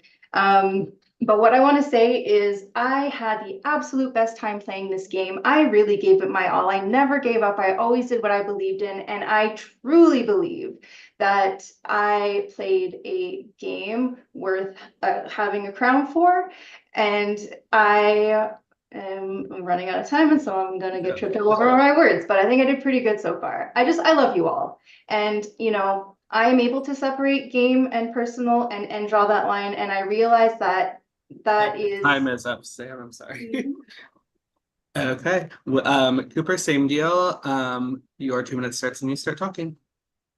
All right, just to clarify real quick, like towards the end game, I knew Sam was most likely going to take me. I knew Edmund was most likely going to take me. That's why my biggest threat was Alex there, because I felt like he was the one that was going to cut me. Obviously, people like David mop the floor with me, Rachel, like Emily, like especially Emily. Like there's people like a lot of these people really just take me out at the knees at at where we are. And that's not what I'm not saying Alex takes me out at the knees, even though I do think he had a really good game. I'm just saying he was the last obstacle and therefore the biggest one for me getting to the final 2 from my perspective. But obviously I've played a lot of the game. I know it's felt shitty for me at times, and I apologize if I did make anyone feel shitty. I just hope you guys can see that from my perspective, like everything kind of got cut off for me in one single night. Like my huge allies, like everything just kind of came to the floor, and that's why I rose back up from that. And I fought like hell to get here. I fought so hard because I knew that everybody was throwing my name on the wheel. People didn't want to go with me. All this stuff was happening. And I apologize if I did make any hurt feelings because of that. But I rose up, and maybe I rose up a little too far, just getting the people out that I need to go. Bam, bam, bam. And I know that that could have hurt some of you, and I do apologize for that. But to be honest, I still think that I played the better game than Sam. I still think, Sam, I love you, but I think that my connections were better, which lead to more hurt feelings. I think I knew that a lot of these connections, that Sam wasn't talking to these people, and she would constantly say that. And a lot of the decisions we made together And I really feel like I deserve the crown for this season. I feel like it's so fitting that the one HOH, like second HOH I had, flipped the entire fucking game on its head. And I did not stop fighting from there to the final two. So I love you all. I can't wait to talk to so many of you after this game. I think that's 2 minutes, Michael. That is it. Okay. So I'm going to give the jurors just a moment or two to collect their thoughts. And then we will start the voting process. Please do not send your votes yet. I'm just going to get myself set up real quick to be able to track down those votes, and then we'll get started. And then I'm going to ask that both of you mute for me. Perfect. Thank you.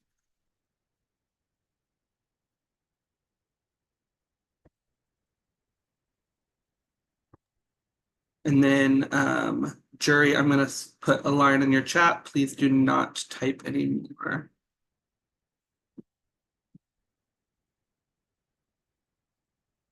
Oh, we took your permissions. That works too.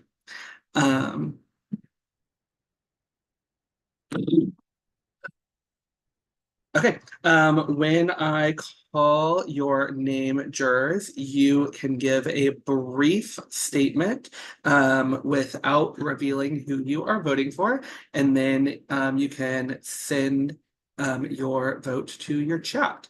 So I'm going to start with Blake. Blake is not here. I'm just going to collect his vote and write it down real quick.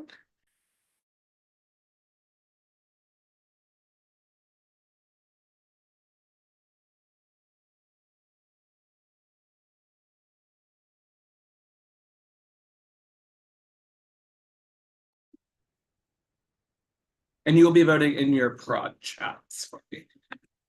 Next up is Emily. Do I go on camera or do I just unmute? Just unmute. It'll be quicker that way. Okay, gotcha. I made up my mind before this finale happened, and unfortunately for the other person, my mind was not changed. Good luck, you two.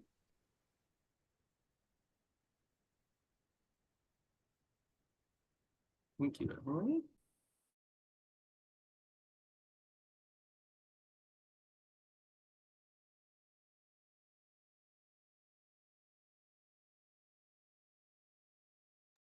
Okay, next up we have David. So my vote is definitely based off of, I think somebody excelled more tonight than what was expected. And I think somebody else kind of fell a little bit short with answering.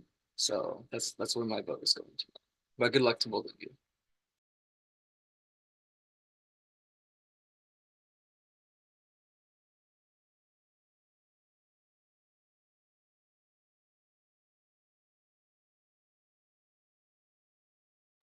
Thank you, David. Next up, we have Scott. So they say to vote with you can either vote with your gut or vote with your heart. I think tonight I'm voting with a little bit of both. I want to say congratulations to both of y'all. You both rocked this. Congratulations.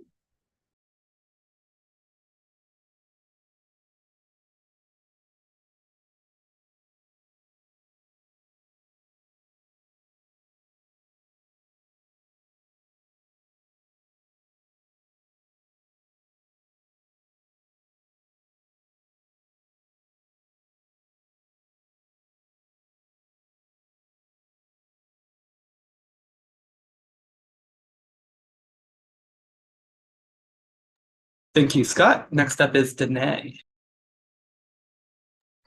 Thank you. I have learned throughout my time in games being on juries that there are two types of people, those who give calm answers and those who give smart answers. My vote tonight goes to the latter person.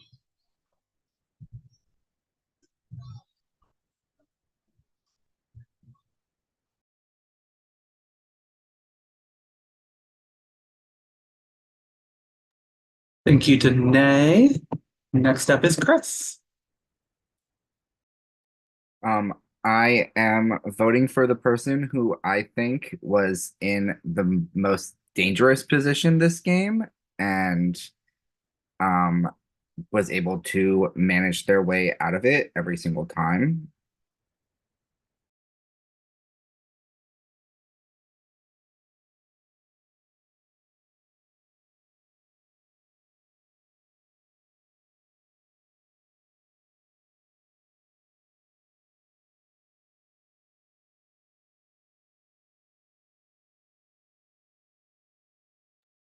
Thank you, Chris. Next is Rachel. God damn it. I was literally screaming in the fucking chat, being like, I don't know what to do. Siri, flip a coin because you both absolutely deserve this. But I'm very aware myself too that one of you did excel more tonight. However, this was a month-long game. So I'm going to go based on the person who I think from start to finish was playing the best, in my opinion. Love you both.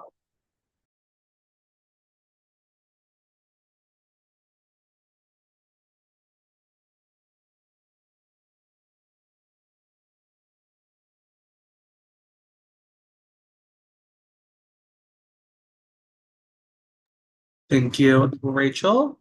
Next is Alex. This jury has argued that both of you had me wrapped around your finger. In one of those cases, maybe not a finger, but I can only untangle myself from one of you. So congratulations to the one who tied a little bit tighter.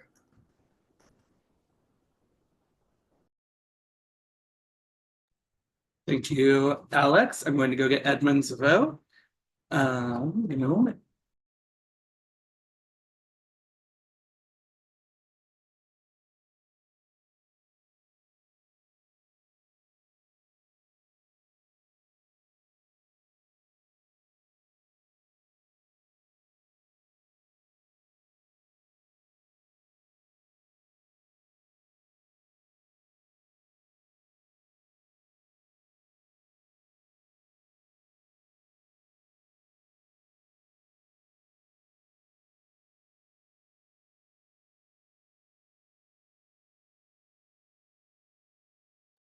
Okay, the votes are officially locked.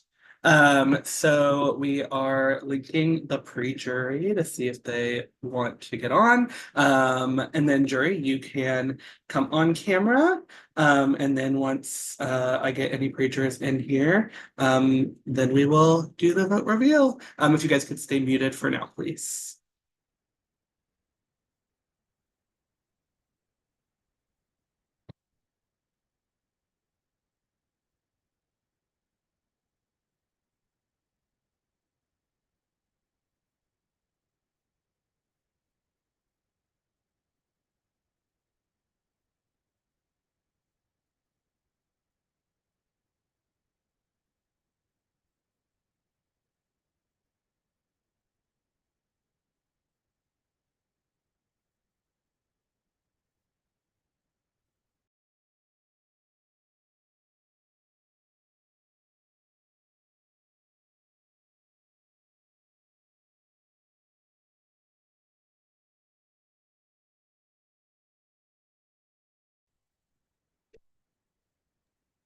Pre-jury, if you could just mute for me as you hop on in.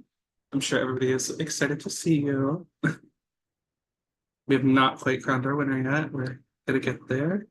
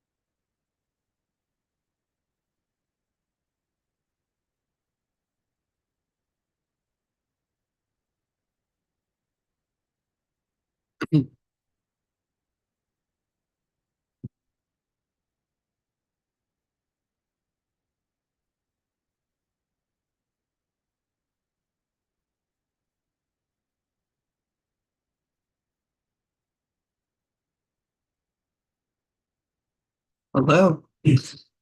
Okay, it is time. I have the votes.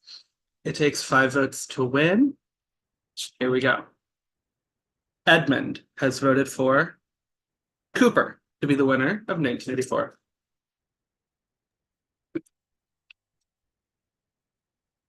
Alex has voted for Cooper to be the winner of 1984. Rachel has voted for Cooper to be the winner of 1984. Chris has voted for Cooper to be the winner of 1984. Danae has voted for Sam to be the winner of 1984. Scott has voted for Sam to be the winner of 1984. David has voted for Sam to be the winner of 1984. Emily has voted for Sam to be the winner of 1984. It is 4 votes for Cooper, 4 votes for Sam. Blake has Sam. voted for the winner of 1984, Risky Business. Congratulations, Sam. You are the winner of 1984, Risky Business by a vote of 5-4. Do you have anything you would like to say? Oh my God. I did not think that, I mean, I trusted in my game. I did. And wow, thank you. I know that that was very up in the air, and wow, I was just speechless. Thank you. I will say for myself, I think that vote count really shows how this season went. Cooper, you played an amazing game. Sam, congratulations on your win. You also played an amazing game. I'm very proud of the both of you. So we do have some awards to get to. I just want to make sure, Tyler and Zach, that you guys are also ready. I'm going to go off cam for this, but get my little slideshow up.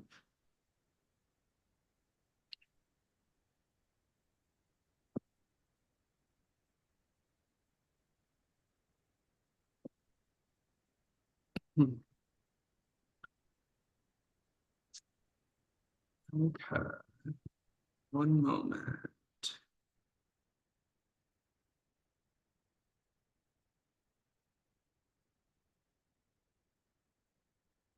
Okay, so the first award we have is the best one-on-one chat. So our nominees are Cooper and Mia, David and Scott, and then Edmund and Emily. All 3 of these one-on-ones were very enjoyable to watch. We got a lot out of all of them, the chats, the calls, all that, but we did ultimately decide to give this award to Mia and Cooper. Despite it being despite Mia's early exit from the game, production, anytime these 2 got on calls, production was like right ready to get on there. The banter between the 2 of you was something that we wished for preseason, kind of manifested. You guys were always cracking us up. The VL absolutely loved the duo of Cooper and Mia, and were crushed by Cooper not using the veto, but that's okay. So I don't know if anybody else has comments on that, but They were just Period. funny. They were just funny as fuck. Yeah. okay. So next we have most loyal. All right. Can everyone hear me? Thumbs up. Good, right?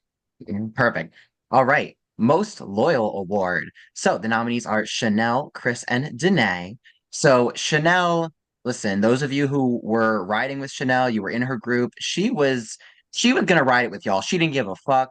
if you were not in her group, she did not care, and we love that about her. It obviously, unfortunately, hurt her in the game, but she was just with her people, and if you weren't the people she was with, so be it. Um, Chris. Chris was a part of the Sensational Six. That was really the only group that he had the entire game, and he was loyal to that group completely. And that group was some nasty bitches because they thought for whatever reason that he was not loyal, that he was actually the least loyal of the Sensational Six when he was actually by far the most loyal to that group without question. So he by far was definitely riding with his people, even though they had their own suspicions about him. And Danae, very similarly to Chris, Danae was locked in with Sensational Six for the most part, and she was right there with those people. She was there right with by David's side, by Scott's side, Chris, Blake, the entire group really. Danae was rocking with them. We did decide to give this award to my boyfriend, Chris, who managed Clocked it. Clock that knew T. it. Clock that T. And I Clock knew that that T. shit. Thank Clock you. that Thank T. you. Clock that T. Clock that T. So Clock thank that you Surprise, all T. bitches. for giving Did him I clock it first or did you, Devin? Huh? thank you all for giving him an amazing first org experience by putting him on the block week after week after week after week. It was really enjoyable for me to watch. I loved it. I really, really loved watching that. So thank all of you. Mwah, mwah, mwah. Can I say something? Um, Sorry, I haven't been here all night. I want to say one thing. Zach Rav, he gonna stop react to a post of Chris being nominated. That's all I'll say. Please. Oh, I need Um, that shit. I need that. So if you guys, if you want to take a look at the screen, we're just gonna. Oh, well, Oh my gosh. And then Oh, also, this happened. This was The a front little bit of a mess. Um, there he is on call with Rachel, this is like the Um, best part ever. and here the fuck I am. And then And oh, They can hear it. No, mute yourself. They can hear I didn't see that, but Um, I knew they were. Yeah, I a was saying thing. Zach was on camera when I was on call with you, Rachel, and then Swan dived onto the floor as soon as he realized that you were in view. Oh my I god. was dying. I The was front so chat was pissed like, off. I was so unbelievably pissed off that he would get on the call with somebody while I'm in camera and not realize it. I literally, the second Michael messages me, I fly to the floor. I'm like on my stomach, belly crawling out of the room. I was livid. I was so angry that he allowed this to happen. and Wait, this I wasn't was looking like, at you. I was looking at Rachel. this Rachel, was what like the fuck were you final, like, doing? 7. Rachel, what were you paying attention to? You know me, I'm the most aloof, This- delusional bitch. I didn't even know. But then I did find out halfway through the season and I kept it a secret. So even This if I was did at see, like I would have been final like, like oh. 7. This was like clearly so I this fully only knew by happened like then. 2 weeks ago. Yeah, Wait. I didn't notice. 'Cause I'm Chris, delusional. last night you literally went, oh, I want to see drunk Zach one day. What? No, he's seen drunk Zach. It's fine. Okay. All that being said, let's move on to our next award. Okay, so moving on to our Robbed Reader Award, we have Danny. I think Danny was somebody who would have been in a good spot had she not been evicted at that eviction. I also think just being put on the wheel is very unlucky in general. And I do think Danny was in kind of a similar position to Cooper, in my opinion. I think both of them had people on both sides that wanted to work with them. And I think had she stayed, she could have been in a good spot. Mia, I think Mia was in a good spot initially. And then I think Mia kind of threw in the towel and was like, I'm just gonna go like bad bitch energy and like fuck these people. And then she got evicted because she didn't really have anyone on the other side that wanted to work with her. But I do think had she stayed that round, it would have been completely different. Also, I do think Cooper should have vetoed her that round. Hot take. And then we have Reese, who was kind of first boot, and I think Reese didn't deserve first boot in my opinion, and the rest of production's opinion.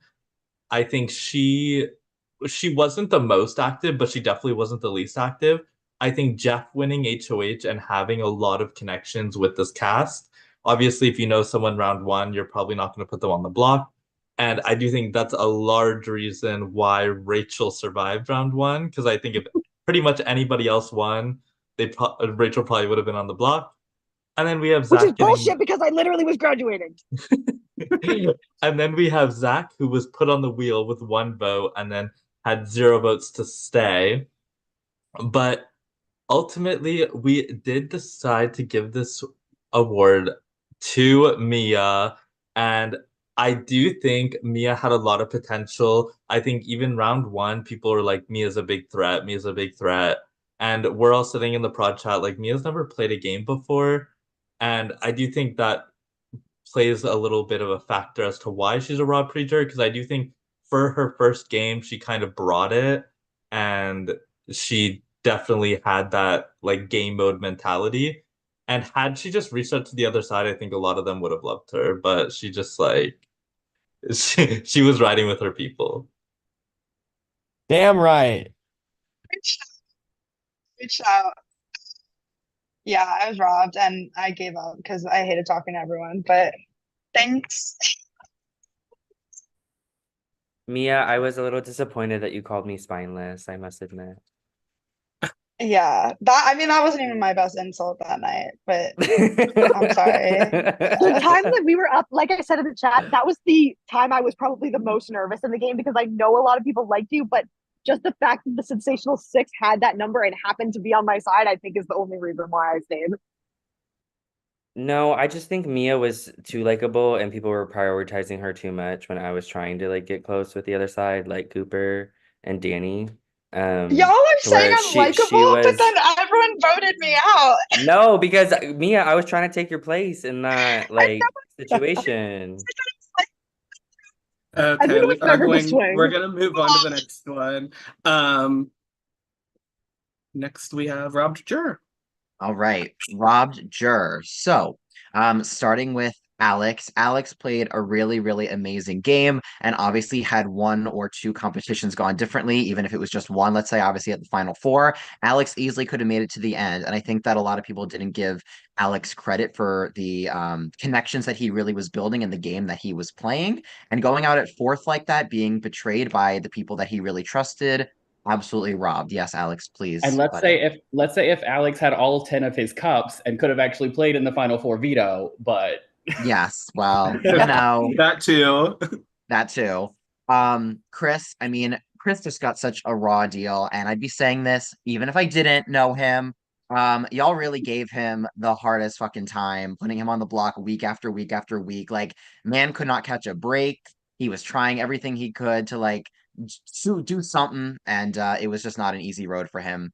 David absolutely had such a finger on the pulse during this pre-jury, especially. David was doing so much. He had so much influence, so many final 2s. Like with the Sensational Six, David was basically at the center of that alliance where everyone in the alliance, for the most part, he was the final 2 for almost everyone in that group. He had such good positioning, and then it just kind of all came crashing down at the beginning of jury, but had some competition wins or HOHs gone differently, he easily could have maneuvered his way to the end. I have full confidence in that.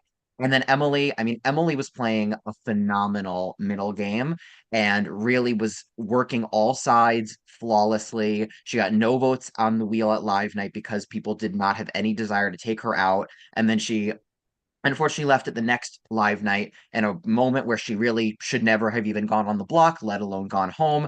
And so for that reason, we did decide to give this award to Emily because she really was playing such an amazing game and went at a moment we were like, we never saw her going on the block that round. We never saw her leaving. We thought she was going to make it very, very far, if not all the way to the end. I will gladly accept Mother. I've been saying this the entire time I was in the jury. I'm like, guys, If I don't win most robbed, I swear to fucking God. I do also want to point out that I do think that was like a turning point for the game in specific. Like, I do think targeting Emily was the wrong move for a lot of people just Oh because shit! when you targeted Emily, it like shoved, like not intentionally, but shoved Rachel and Edmund to the other side. And not that they were a three, but I do think like Emily leaving kind of made Rachel and Edmund more so work with the other side than Did anybody. we clear that up yet? Did we clear up that There was was never a thing? never a chat of the three of them ever. Thank you. Thank Never. you. Thank you. Never, thank Thank you. you. Thank you. Next. But For the record, I believed you. Rachel, or no, maybe Thank you, Sam. they didn't want like it to be actually like true. Like they were working together, but they didn't want like the fact that they had an alliance chat to be true. Yeah. Fake one. So they were together. I will say, okay, hold on. Let me speak, please. I will say I had loyalty to the both of them for sure. 1000%. I saved both of them when they went home. But this whole thing that we were conspiring with each other to try Was and make sure false. we were all safe and stuff was false, for sure. We will move on. But I think you guys both know I fought for Emily, I fought for Rachel every time they were on the block. So yeah, you know, One of the few okay, people who did. fine. I'll let y'all have that. I'll let y'all have that. Okay, we're gonna move on. If we could, like, I love you guys. If we could keep talking to a minimum after each, because we do have to. Baby, this is get through all a of them. reunion. I know This is a we will reunion. do all the talking after the awards. We can do a couple comments. And it's not just you; it's every season. It's fine. We're gonna move on to best confessionals.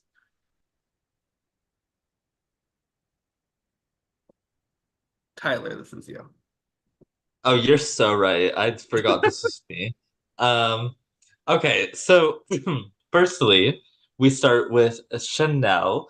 I think so. I just want to put for context a lot of these awards, like for best confessionals, we took into consideration like your prod chat and also how much you were updating the VL and everything like that. So Chanel gave content for the couple rounds she was in. We lost her way too soon, but Chanel is like so funny and everything she says, she just like has that I don't give a fuck energy, and she would always rant in her prod chat, and we absolutely loved her.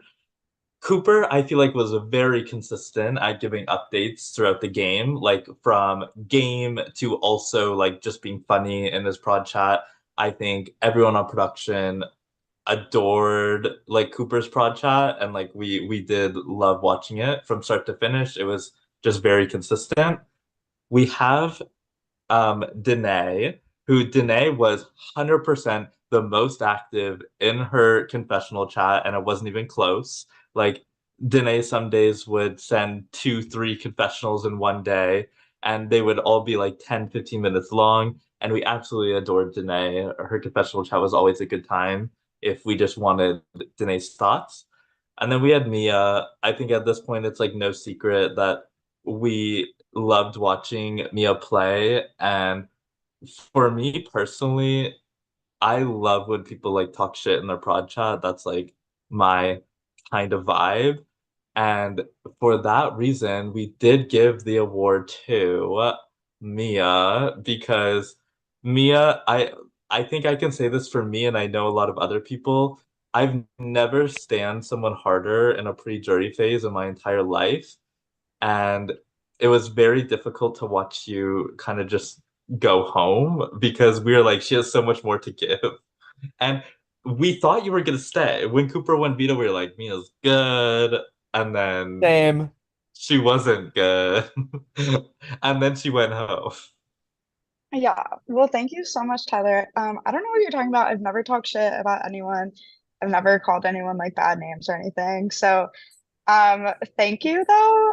This is awesome.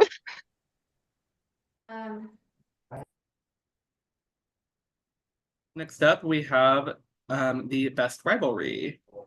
Give it to me. Give it to me, please. Please, give me Alrighty. something. Oh my Please. gosh, I'm in the running. Best rivalry. So we start with Alex and Scott. So Alex and Scott, this kind of goes back to almost the very start of the game. contrary to what Alex was telling Scott later on in the game, Alex once Scott was, doing Scott's thing in the early stage of the game with Jeff and all that. This was kind of like, I'm kind of over this guy. I'm not doing this. And then of course it all climaxed with Live Night later on in the game and then continued from there. And it was a very interesting season long rivalry to watch happen. And kind of see who was gonna actually in the end, who was gonna take the shot and come out on top. Edmund and Blake.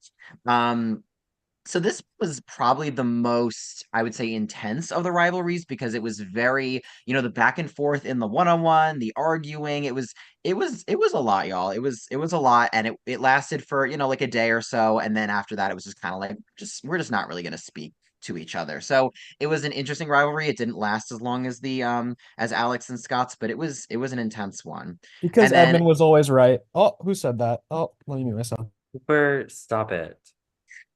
and Danae and Mia, this was so fucking funny. Just the absolute like every night on the After Dark streams, Danae playing How to Get Away with Murder out of her computer, and then Mia telling Danae shut it off.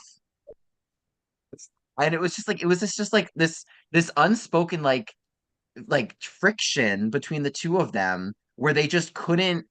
I don't know. It was not as intense as the other rivalries, but it was definitely, they were just not on the same wavelength. They were just not on the same wavelength at all.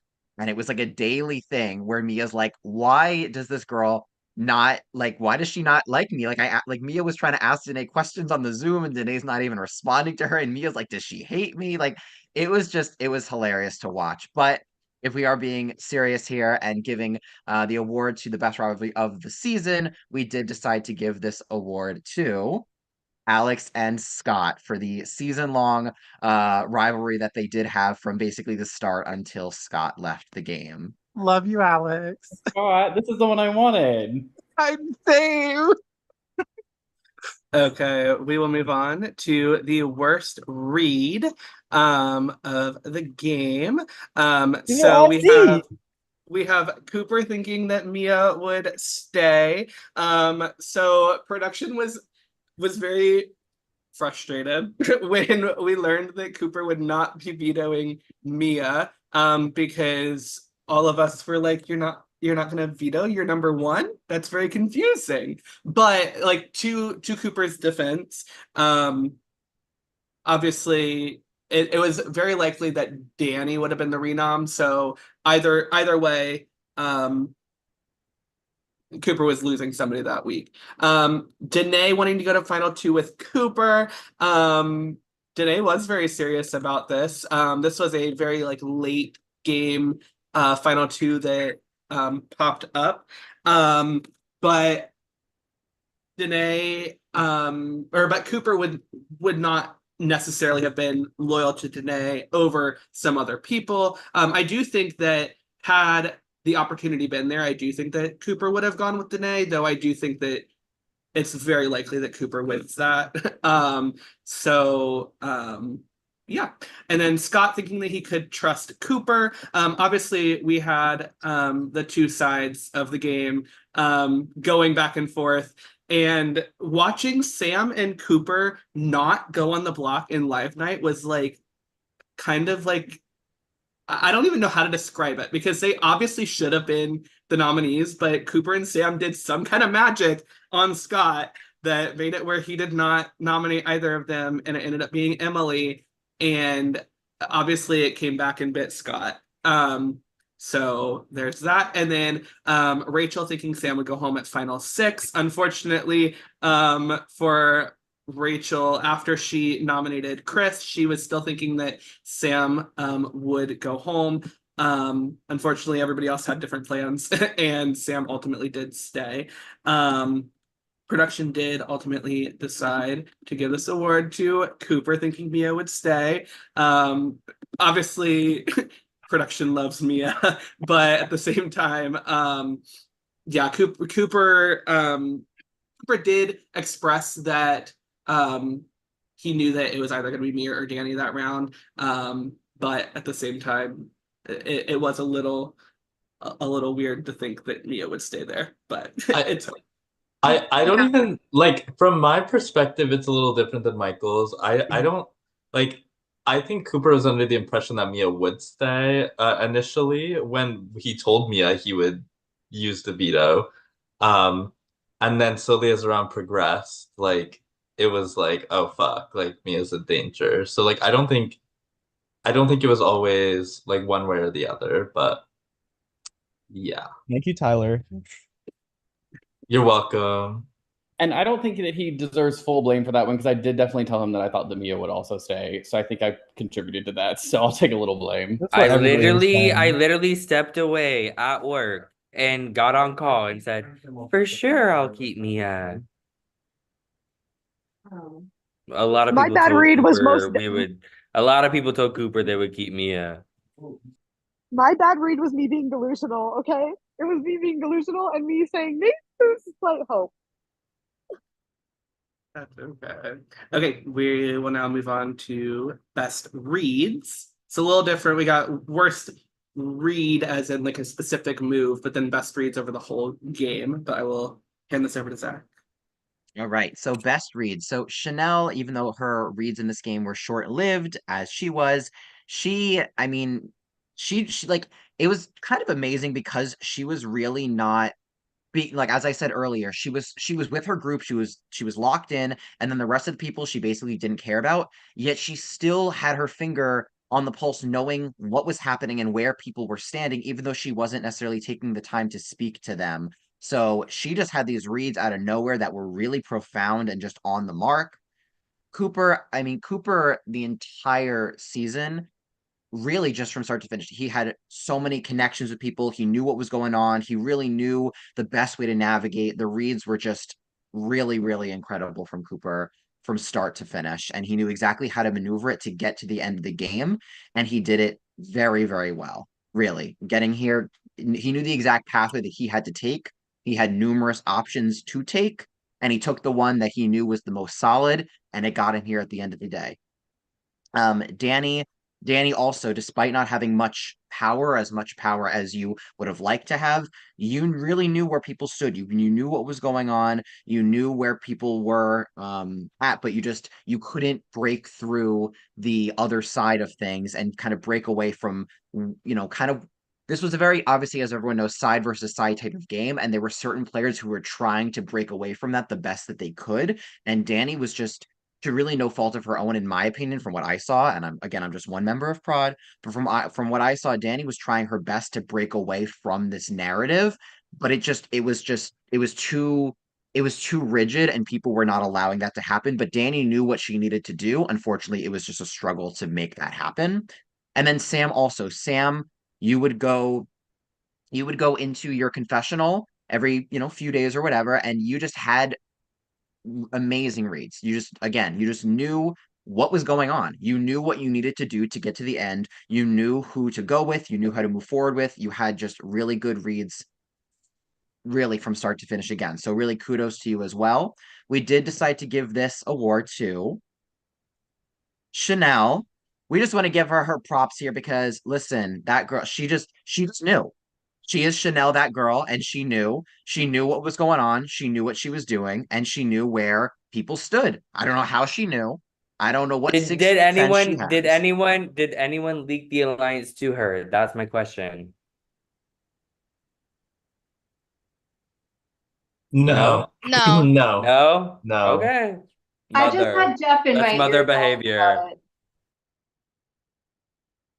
Yeah, I think specifically something that we look at with Chanel with best reads is her clocking the sensational six. I think she was one of the main forces in that and being correct on it.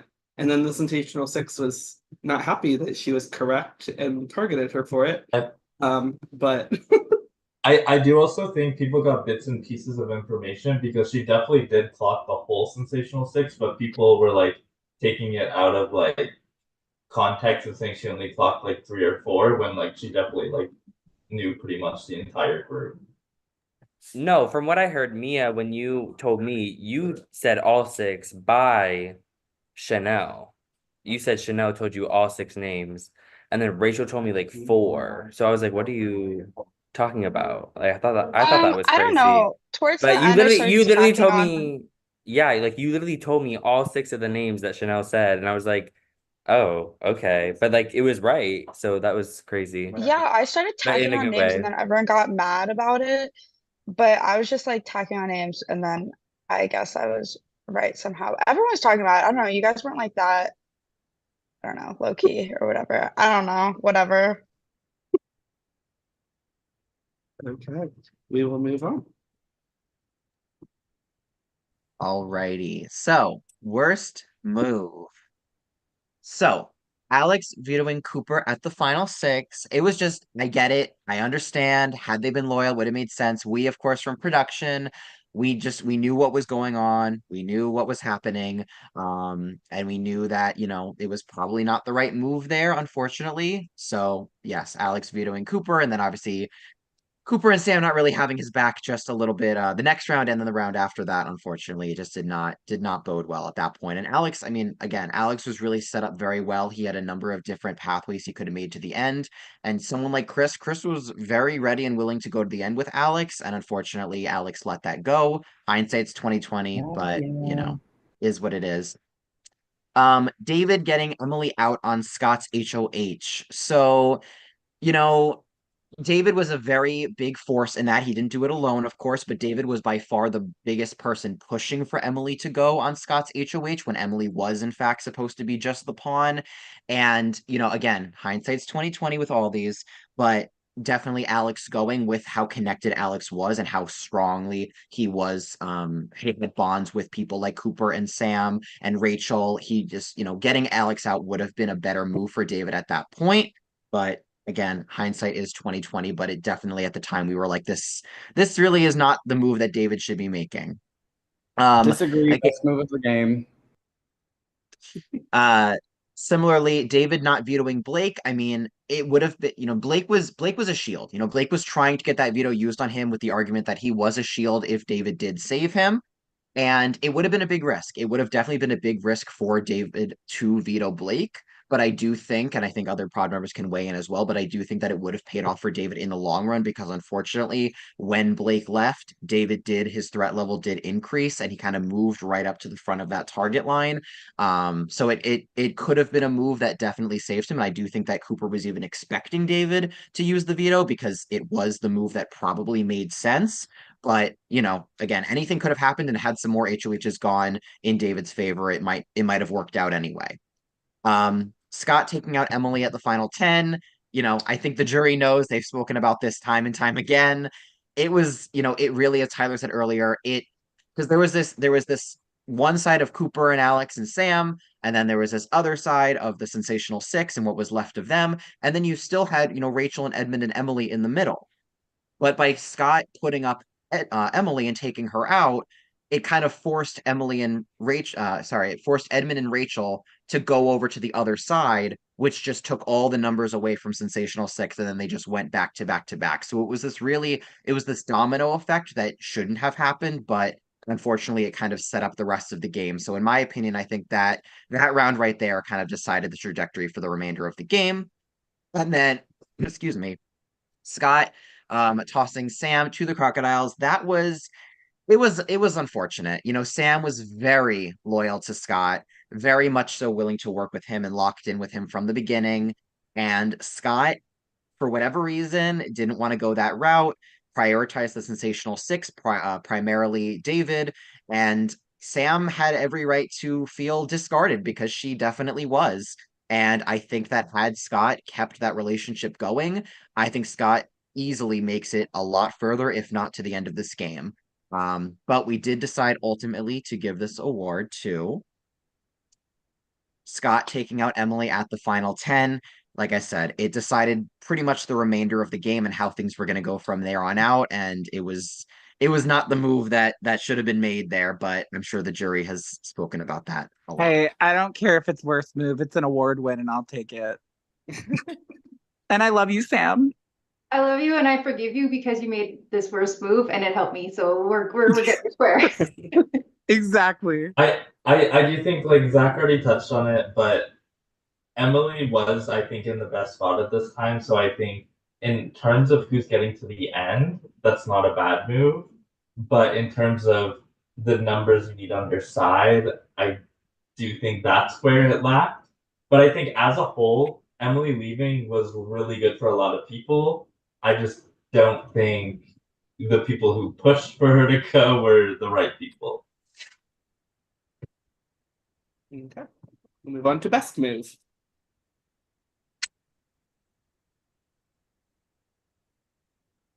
Oh, this is me, huh?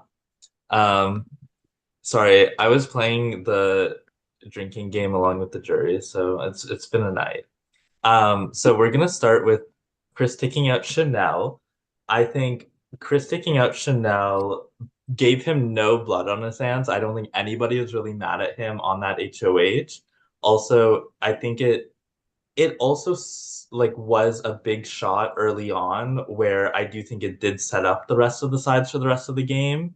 The fact that Chris was willing to take out Chanel was, I think a lot of people viewed it as, oh shit, like we're actually side versus side, and they just took out somebody that's a big player in this game. Now, Blake taking out Mia, I think Mia was always against this other side. Like I think no matter what they did, I think Mia was always locked in with um the Real Alliance. But I think Blake taking out Mia was probably a really good move here because she was never even an option for them to kind of like scoop up. And then we had Cooper taking out Blake, which I think Blake was a large portion as to why the Sensational Six was together. I think Blake and David definitely kind of ran that alliance, in my opinion. And Blake getting taken out, I think they lost a big strategic brain in that alliance. And then Cooper throwing final 10 POV, that was on Scott's HOH. And I think it was super fucking ballsy to throw that HOH or throw that POV when he could have easily won it. Cooper was done the puzzle, if I'm not mistaken, already before Edmund. Yeah, he just didn't say check.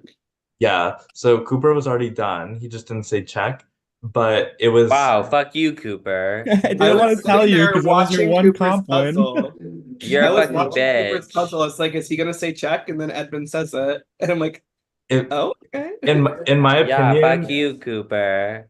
in my opinion, it's a really good read on Cooper's end because I think Scott should have put Cooper up, but Cooper was so confident that he threw the veto. So I think, in my opinion, that was really good. Ultimately, we did decide to give this award to Chris taking out Chanel because, in my opinion, it was an amazing move. And also, he got no blowback from it. I think a lot of the other HOHs in the game got a huge blowback from who they took out.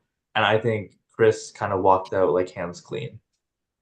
I really do agree with this because I think that Chris's HOH, he basically took out, like, while he was taking out somebody from the other side, like, it made sense to the other side for Chris to do that. So like you guys said, like, he didn't get any blowback from it. And while, yes, Chris did end up on the block quite a few times during the jury phase, it had nothing to do with his HOH trade. So okay, we will move on to social butterfly of the season. So first we have Chris. Despite Chris going on the block, he was going on the block because people knew that he was likely to stay. And Chris was in there making all the relationships he needed to, especially as a newbie. Seeing Chris socially move through this game was very, very fun and interesting. Then you have Danny. While Danny was on the side of the Real Alliance, like we had mentioned earlier, she was making her ends with the other side. It wasn't quite working as much as she would have wanted it to, but she was putting in that work. Then you have Edmund. Edmund was playing a very good middle game in the early game and knew when to when he needed to secure which side he was going to be on. Watching Edmund go through the beginning of this game and make those social relationships that set him up to go far was a very interesting time. Edmund easily should have been taken out after him and Blake's little scuffle, but he was able to make the social relationships he needed to keep him in the game, specifically with the people that were winning power. And then you have Emily. I don't think it's any secret about Emily on the After Darks would always be the life of the party. Pretty sure once Emily was gone, After Dark just kind of stopped. She was always here to be the life of the party, start the party games, and she was also playing a fabulous middle game. I think if the scenario doesn't happen like it does, and Emily does make it past live night, I think that she is very much set up to make it very far, a lot of which was her social game, and for that, we did give this award to Emily. I'm happy. This is the one I wanted. I hopped from call to call. Michael Davis followed me on those. Okay, we'll move on.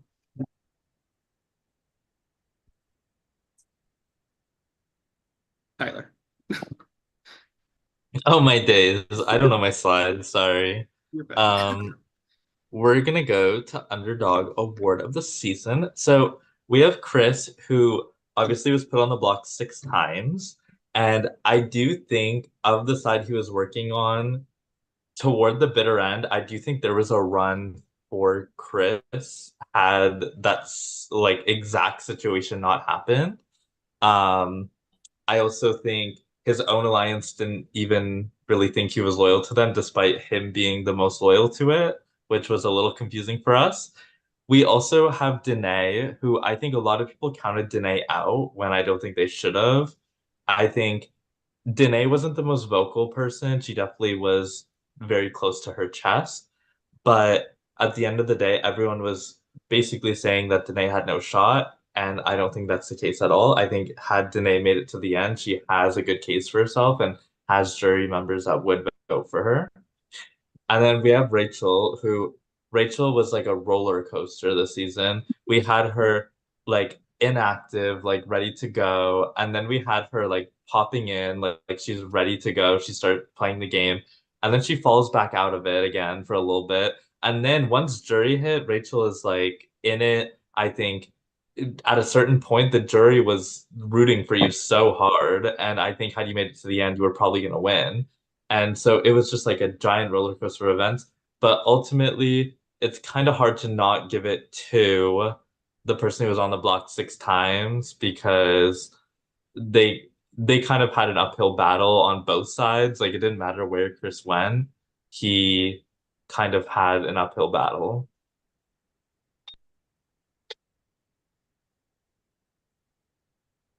We will move on to the unluckiest of the season. So this we have Danny and Zach. Obviously, with the triple, they were both wheeled as nominees. Zach specifically had one name on the wheel, which did come from Cooper, which he, I think, has told a decent amount of people, but it was from Cooper. And then obviously Danny also with that triple twist was not so lucky with the wheel, but we did ultimately give this to Zach with him only having one name on the wheel and being selected, but honorable mention to Danny as well.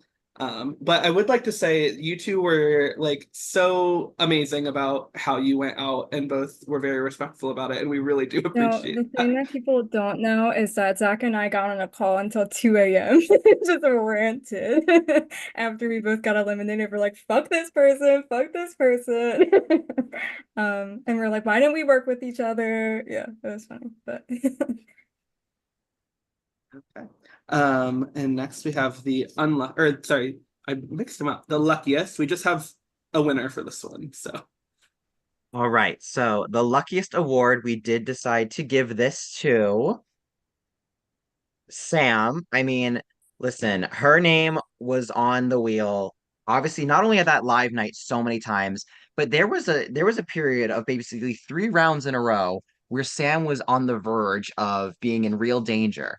So on Chris's HOH, when he won HOH and then the veto as well, had that veto been used, there was, I mean, unless Chris differs and wants to disagree with me, which he certainly can, Sam was the renom.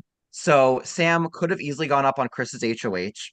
Then the following week, Sam was, in fact, wheeled safe on Blake's HOH, despite what Blake was trying to make people believe. And then the round after that was the live night, where Sam's name was on the wheel more than anybody else's, and somehow on 4 spins, it did not land on her at all. You can't really get luckier than that. 3 rounds in a row, basically avoiding getting out of this game or being in real danger. And now she's all the way here at the end, the winner of the season. So doesn't really get luckier than that. The funniest part to add on to that though is the fact that I don't think you ever got picked for veto by the wheel, which is like kind of also hilarious in the same like with you being lucky with the other wheels. It's just kind of a funny fact, but It just avoided my name entirely. Even like the first HOH. Yeah, it I was on did. there 2 or 3 times. Nothing. Never landed up. Also, honorable mention to Alex, like always getting picked for veto. Like that was like I feel like there's always somebody every season that like doesn't get picked, but there's never really a person that's just always getting picked. So it's just funny. But okay. We will move on to the alliance of the season. So we obviously have the Devil's Deal, Sensational Six, and the Real Alliance. I'm gonna start in not the order that they're on the screen. You had the Sensational Six and the Real Alliance that were both made pretty much directly after Jeff's eviction. So you basically had the Rachel supporters versus the Jeff supporters that ironically did not include Rachel. So you had those two sides basically going at it the entire game. Sensational Six winning a lot of those pre-jury competitions, demolishing the Real Alliance pre-jury. But then after the triple, you had the Devil's Deal made. That was with the remaining members of the Real Alliance, as well as Edmund, Emily, and Rachel, who were being looped together with the Ascendance Alliance, which was made really just as a deal for live night to keep them all safe during live night, which ironically didn't work because Emily left. But that alliance did end up minus Emily becoming the final 5. So with that, we did give this to the Devil's Deal. Let's go. Okay. And now we have the duo of the season.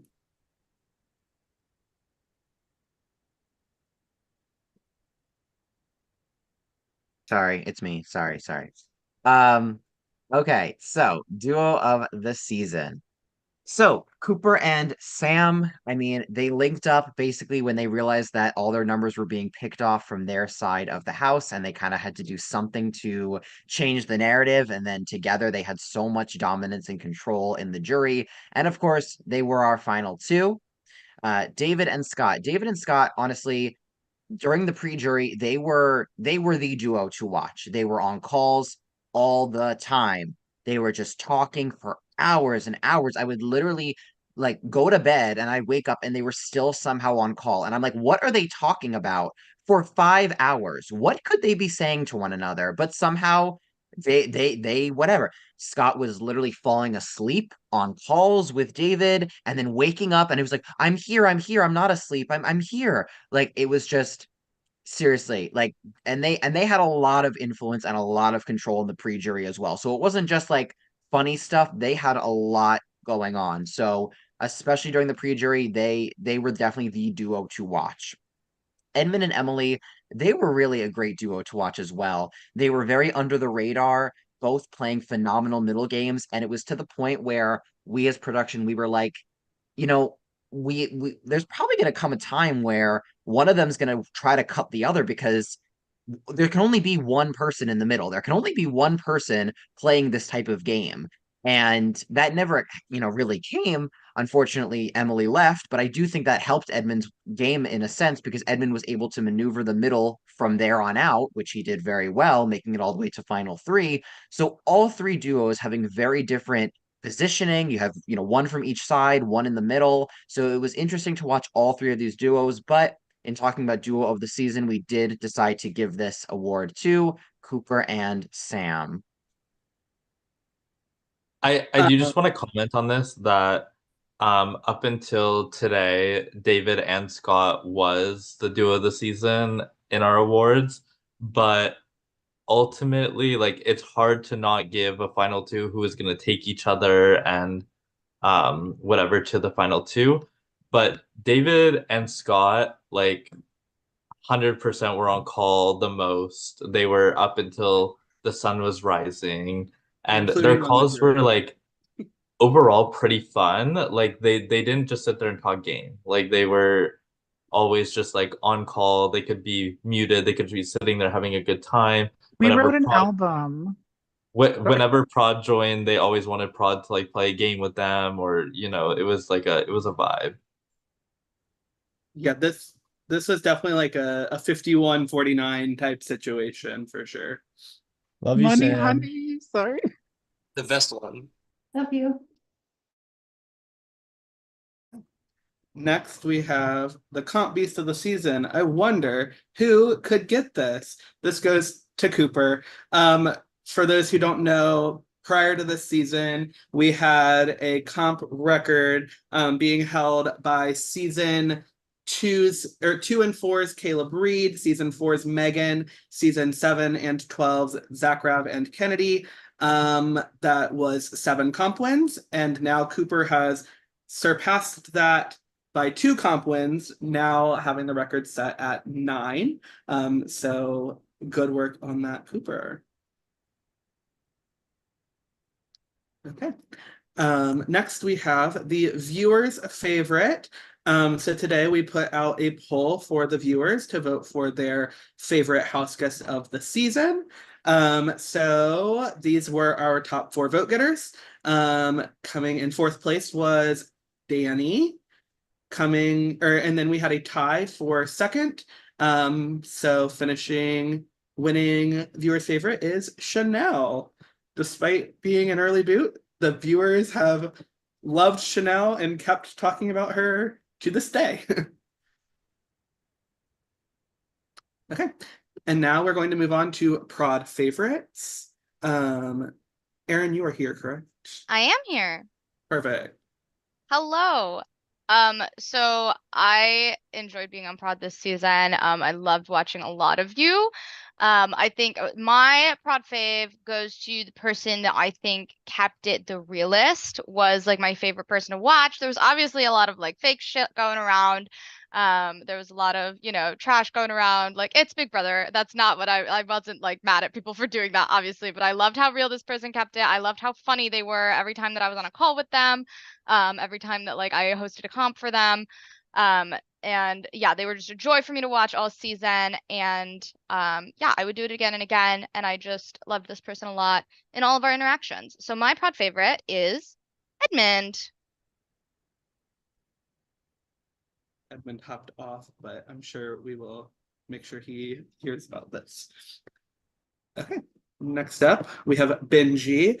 Benji is not here, but Hello. he did. Benji is here. Oh, Benji is here. I let you in too. What am I thinking? Hello. Here's Benji.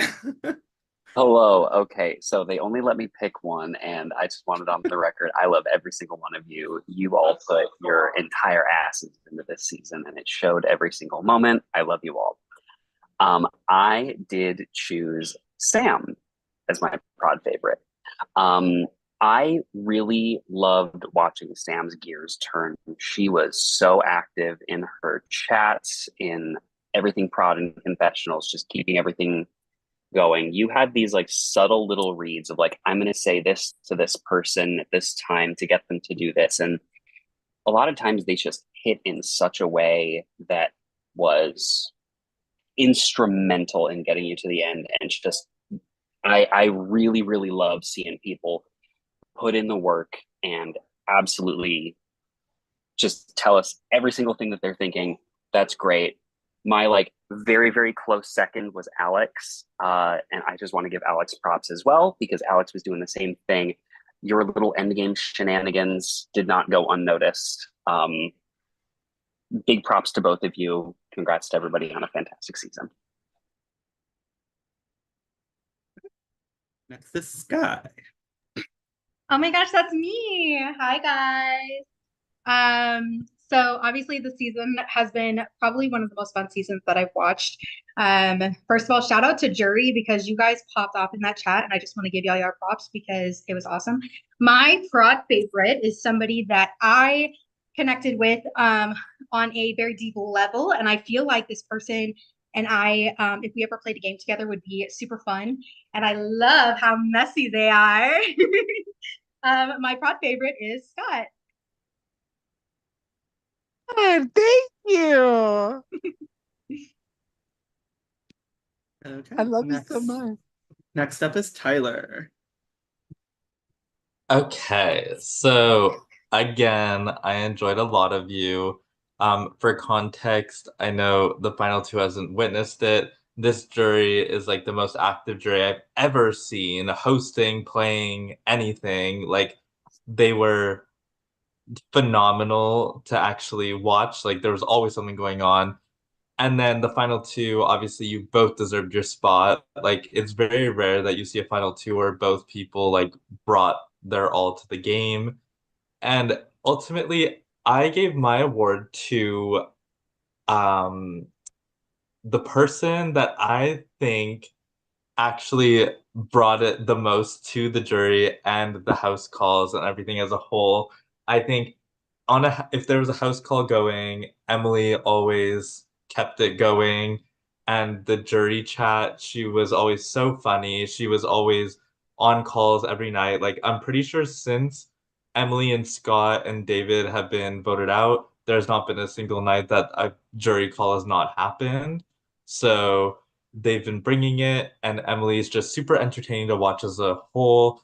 I think she came into this game wanting to prove her gameplay as well as being entertaining, and I think she brought both of that. We were very much surprised with how good of a game you were playing, and then as well, you just kept us entertained the entire time. So you said last night I was not getting you, or you were not getting my award on the jury call, but there you have it. I fully thought I wasn't. We'll move on to Zach. All right. So my prod favorite might surprise a number of you, but my prod favorite is, you can reveal it, Danae. I absolutely adore Danae.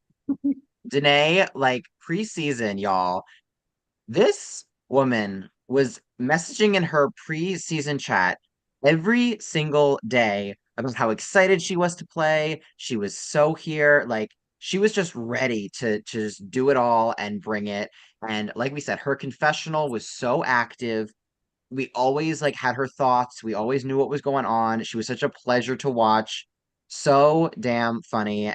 Active in jury. I mean, I can't say enough good things. It was really, really a pleasure to have you, Danae, and I loved having you here. So from I day did one, not think I you were would my be Zach's favorite. prod favorite. I thought I was someone else's. Listen, I picked you over Chris, so I thought you were picking Chris. glad you're gonna pick me. Okay. And finally, we have my prod favorite.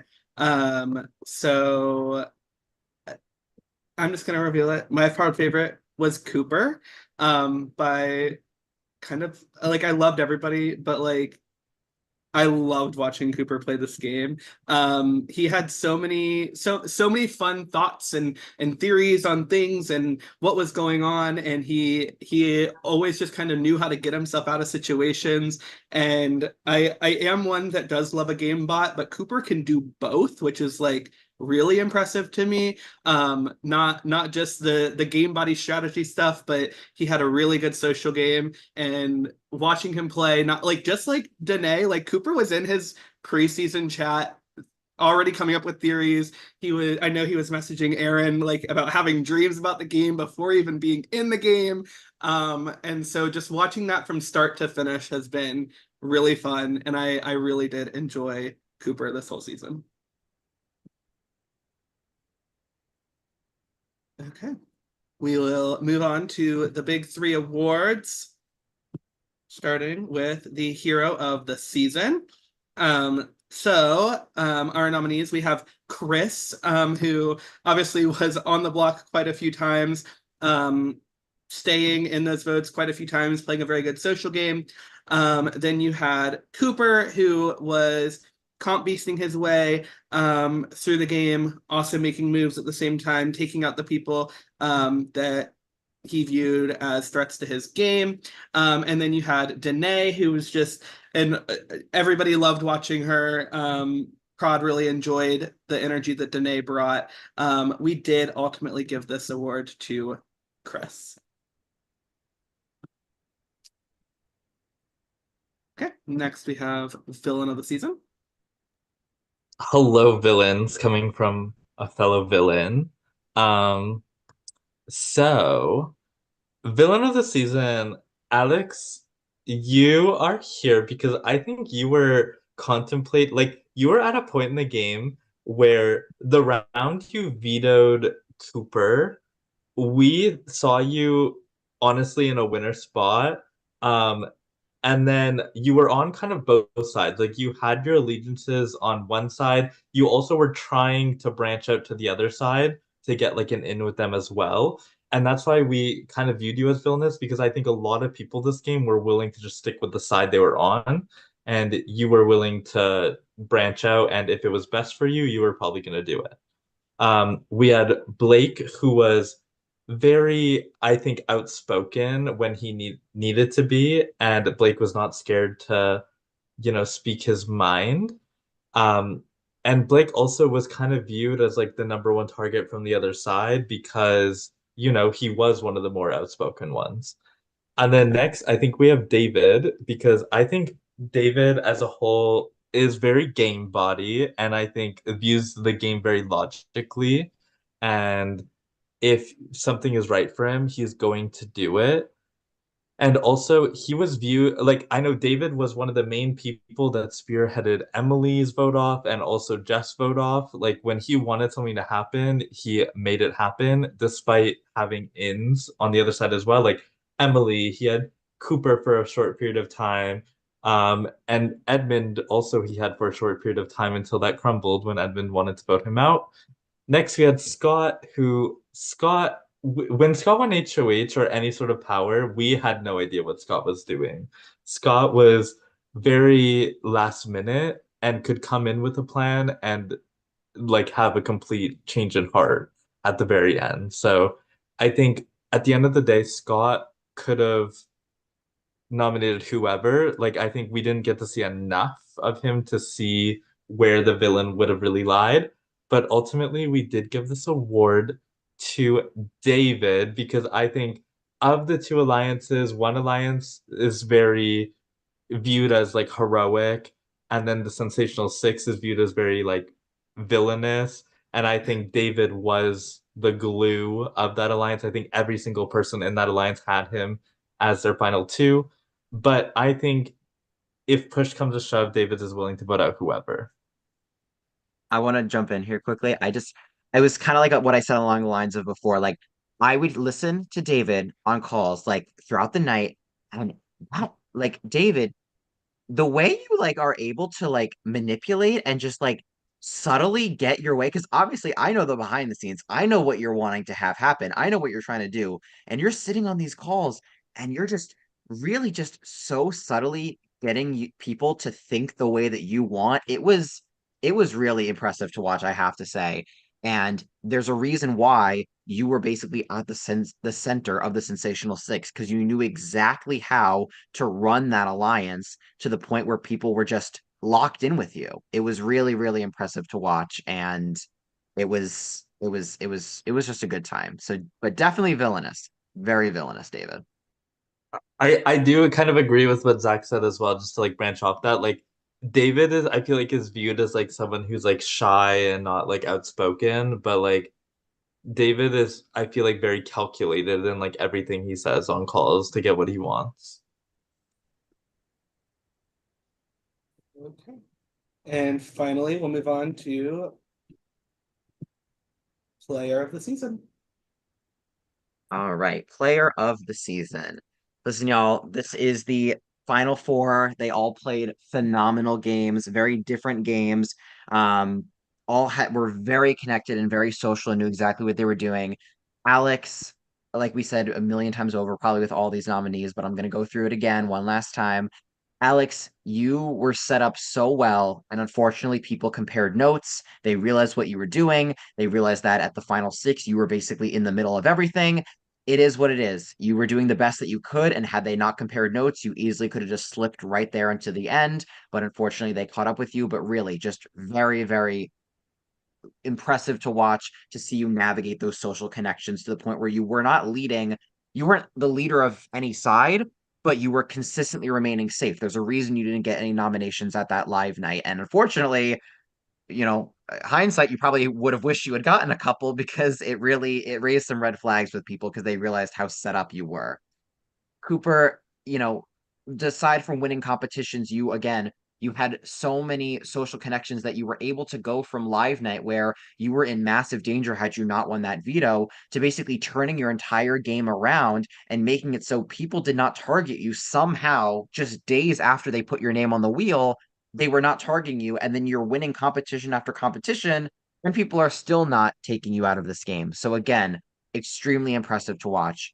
Edmund played a really, really great middle game. He knew how to maneuver both sides. He was right in between the Alex, Cooper, Sam kind of trio that was going on. And there was a very high chance that coming into the final three, he could have been here in these final two seats. He nearly won both part one and part two. So he easily could have been here tonight. And had he made it to the end, there was a very high chance that he would have actually taken the jury vote and won the entire season.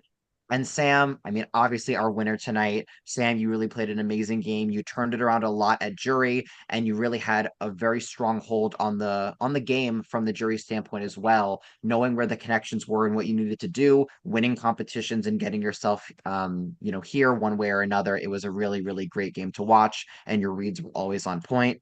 We did decide ultimately to give the player of the season award to Cooper. Cooper, you played a really, really amazing game from start to finish. You navigated obstacles really, really well, better than many people could have. Connections wise, alliance wise, you were doing a lot, and people did not clock you for nearly as much as they should have. So, really, hold your head high. You absolutely deserve this award. Okay, so that is all the awards. There are a couple like secrets, obviously, about the game that we can go over real fast. There was a little twist this game where there was a third nominee on the wheel every round. I think that the last 4 of those 5 weeks, I think everybody pretty much knows what happened. The first week is not the same. So we'll go backwards. Blake did, in fact, as we confirmed earlier, nominate Sam on the wheel. So Sam got safety there. Week 4, Chris nominated Mia as his third nominee. Cooper nominated Zach as his third nominee. Scott nominated Danae as his third nominee. And Jeff's third nominee was David. So David was the safe nominee week 1. So knowing that information, watching David be able to control so much of this game was incredible. So watching that happen was kind of insane, watching how David easily could have been the first boot to all the way to 9th place. was incredible. Just to comment on that one, I think David had a high chance of going home that round too. Like Oh yeah, a lot of absolutely. people had David as like a low priority until like round 2. Mhm. Okay. And then I guess we can go through episode quotes if you guys would like. Okay, so week 1 we had a quote from Chris that said, my fate is in the hands of a straight man. Round 2 we had Jeff say, I'm not going to beat a dead bush. Week 3, there's a story behind this one. It comes from Danae, who said, do I need to do a blood oath? And her and Chanel did a blood oath on call. Yeah. And then week 4, we had Chanel saying, I don't speak rumors, I speak facts. And she did. And then round 5, we had Mia saying, if you like my vibe, why is my vibe sitting on the block? And then during the triple, you had Edmund saying, now people want to suck my pussy. And then first round of jury, you had Blake saying, I'm pretty sure I'm a dead man walking, which we chose because Dead Man Walking was a season of 1984 that Blake and I hosted together. We were very close to choosing Thank You Sensei from Cooper, but I had to shout out the old season, but that was a fun one as well. Then you had Emily saying, I prefer to be stabbed in the front. And then you had Cooper saying, Coochie Hamster strikes again. The Coochie Hamster was way too involved with this season. And then you had Scott saying, 2 knives in my back. And then the Danae and Chris rounds together was, everyone has caught a bullet next to him, meaning Chris. And this was an Edmund quote. And then final 5, you had Rachel saying, 1984, my haters. And then final 4 was Alex saying, dadgummit. And then we will fill in the final 3 and finale quotes. We just obviously have not gotten that far yet. Yeah, I don't know if there's too many more secrets left. A lot of things will be revealed to you guys. We do have charts that we will be sending out to you. So prod draft wise, we did a prod draft where we split prod in half, and we took 2 of our latest surviving winners and had them join us. So it would be even teams. So shout out to Daniel and Jake Bodell for that. So for the first draft, Justin ended up winning that, having Sam. And we will show you guys like the full teams. And then somebody had the final 3 of Cooper, Sam, and Edmund. So Aaron absolutely won that draft and slayed that draft. So yeah. We also had like predictions and stuff preseason that we did that you guys will see. And then the fantasy Sorry, draft. who was first pick? The first pick of the draft. I'm sorry. It's fun to know. First pick of the draft for draft 1 was Danny by Rachel Roth. And then first pick of the other one was Cooper from Aaron. I picked you early, don't worry. Bang. Now I will say, surprisingly, so I was the last one to get to pick, but I ended up with Emily from my last pick. So, and fun fact, Emily, you were also the last one picked on the other draft. So Emily proved our prod team wrong. So Y'all had 0 faith in me. Oh my fucking god. You proved us wrong. But you're my favorite bestie. I'm still shocked by that. I thought it was gonna be Michael Davis's favorite. Yeah, Emily, you just hate me. I get it. I thought you were picking David or Scott. And then our fantasy draft was, I forget his last name. Hold on. Oh, Charlie Bergeron won. our draft, his team was Sam, Edmund, Cooper, and Rachel. So pretty good there. We'll show you guys the full teams. And then Haley Ezel won our knockout draft with Aaron coming in second. Aaron was knocked out in the Alex round, so it actually lasted pretty long there. So yeah. So if there's any questions you guys have for us at all, we are here to answer those. We will also soon be opening up confessionals for you guys to view if you'd like. And then we'll get you guys an alumni chat. We also will be sending you guys a link to our main server if you're not already there. So please join that so that you can get updates and everything. That is where we will put your guys' alumni chat, though you are, we'll still have like the jury chat, pre-jury chat, all of that in the server as well. But we would like you guys to transition over to the other one just to keep everything all together. So yeah, I will keep the stream on for a little bit if you guys want to chat, ask questions, anything like that. And then later when it dies down, we'll stop the stream. But you guys are more than welcome to hang around here and do all that stuff. So. I do love you guys. Thank you so much for all of this. This is so much fun. Congratulations, Sam, all of the things. But I do have to go. So love you guys. Bye. Love you, bye. I just have a Coochie Hamster comment to make. And my favorite Coochie Hamster moment of the entire season was when Danae, you had a sore stomach or something. And I was like, oh, you need a Coochie Hamster. And you're like, did you just curse at me?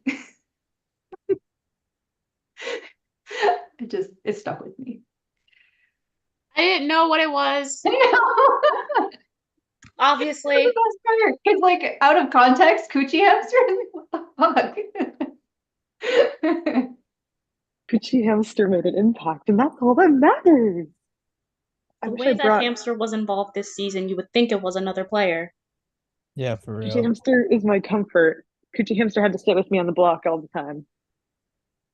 Where do I find those? I might need those. Oh my god, I found a huge Coochie selection at Buc-ee's today. They're called Warmies. Look it up. Warmies. They're like 25 to 30 bucks. Not the Coochie selection. If you could give me 25 to 30 bucks, I'll buy one. It's so worth it. But I am broke. I am going to bed because I'm going on a cruise tomorrow and I'm gonna be drunk for 7 days straight. But I'm giving you all my Insta, my Snap, my whatever. You're never hearing the end of me. Love you all. Make lots of friends on the cruise. I'm going to make so many friends. And I adore you all. And yeah. Congrats again, Sam. Congrats, Cooper. Your amazing game. Like, all the love.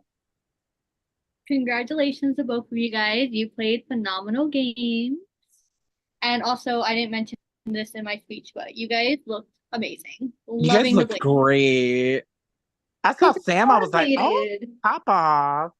Yeah, Sam and I coordinated before we hopped on. I was like, yes. And then Cooper, I just see you with the bottle, and you go. I'm like, that boy is not doing a swig out of a champagne bottle right now.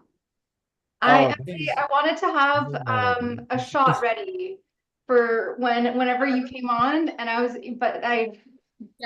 fucked it up. I did bring a drink for Cooper, a peace offering. Oh, the Angry Orchard.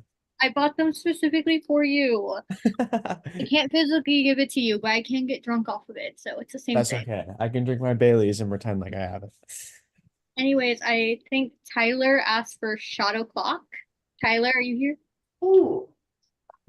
I'm ready. Is anyone else partaking? No. I'll be right back. Sam looks like she's going on like a job interview. I love it. That jury vote was close. I was surprised. No, I wasn't. But as Social Butterfly this season, I do have to keep the chat alive, you know. I feel robbed for not being nominated for that, but it's fine. I was messy. Also, Cooper, I love you. I'm sorry for yelling at you before I left. I love you so much. Oh, yeah, when I screamed and cried at you before I left. That was a lot. Especially because You were against me the whole time, but it's okay, Scott. Don't worry. No, I think I told you. I think I cleared that up that it wasn't necessarily at you. It's because I Yeah. was pissed that I got caught. I got caught. I am You're not sorry for good, using the Scott. frying pan during my jury speech. That was iconic. Literally, if I had $1 for the amount of times I've been called a lot in my life, I'd be rich. So it's totally fine. I own it. Yeah, how's y'all's night going so far? Why Sam goes and grabs her shot and Tyler grabs his. I just want to say Same hi as to, usual. I want to say hi to Danny sitting over there looking so cute. Yes. I'm Oh, gonna so- end the stream since we aren't really doing any more like Okay, game the questions second like I that. start talking. You guys are more than welcome. And like I will let Danny say her piece on You're like, stream and if I'm you want bored. to. No, I will let you say your piece on stream if you want to, but I was No, just no, saying no, it's like no, no. not game talk anymore. So Tyler, put the 4 logo down.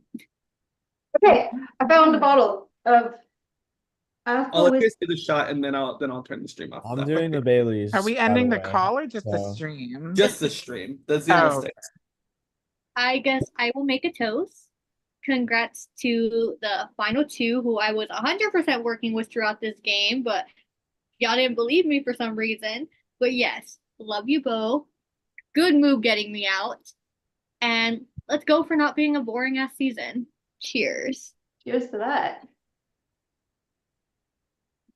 I'm not actually gonna drink it.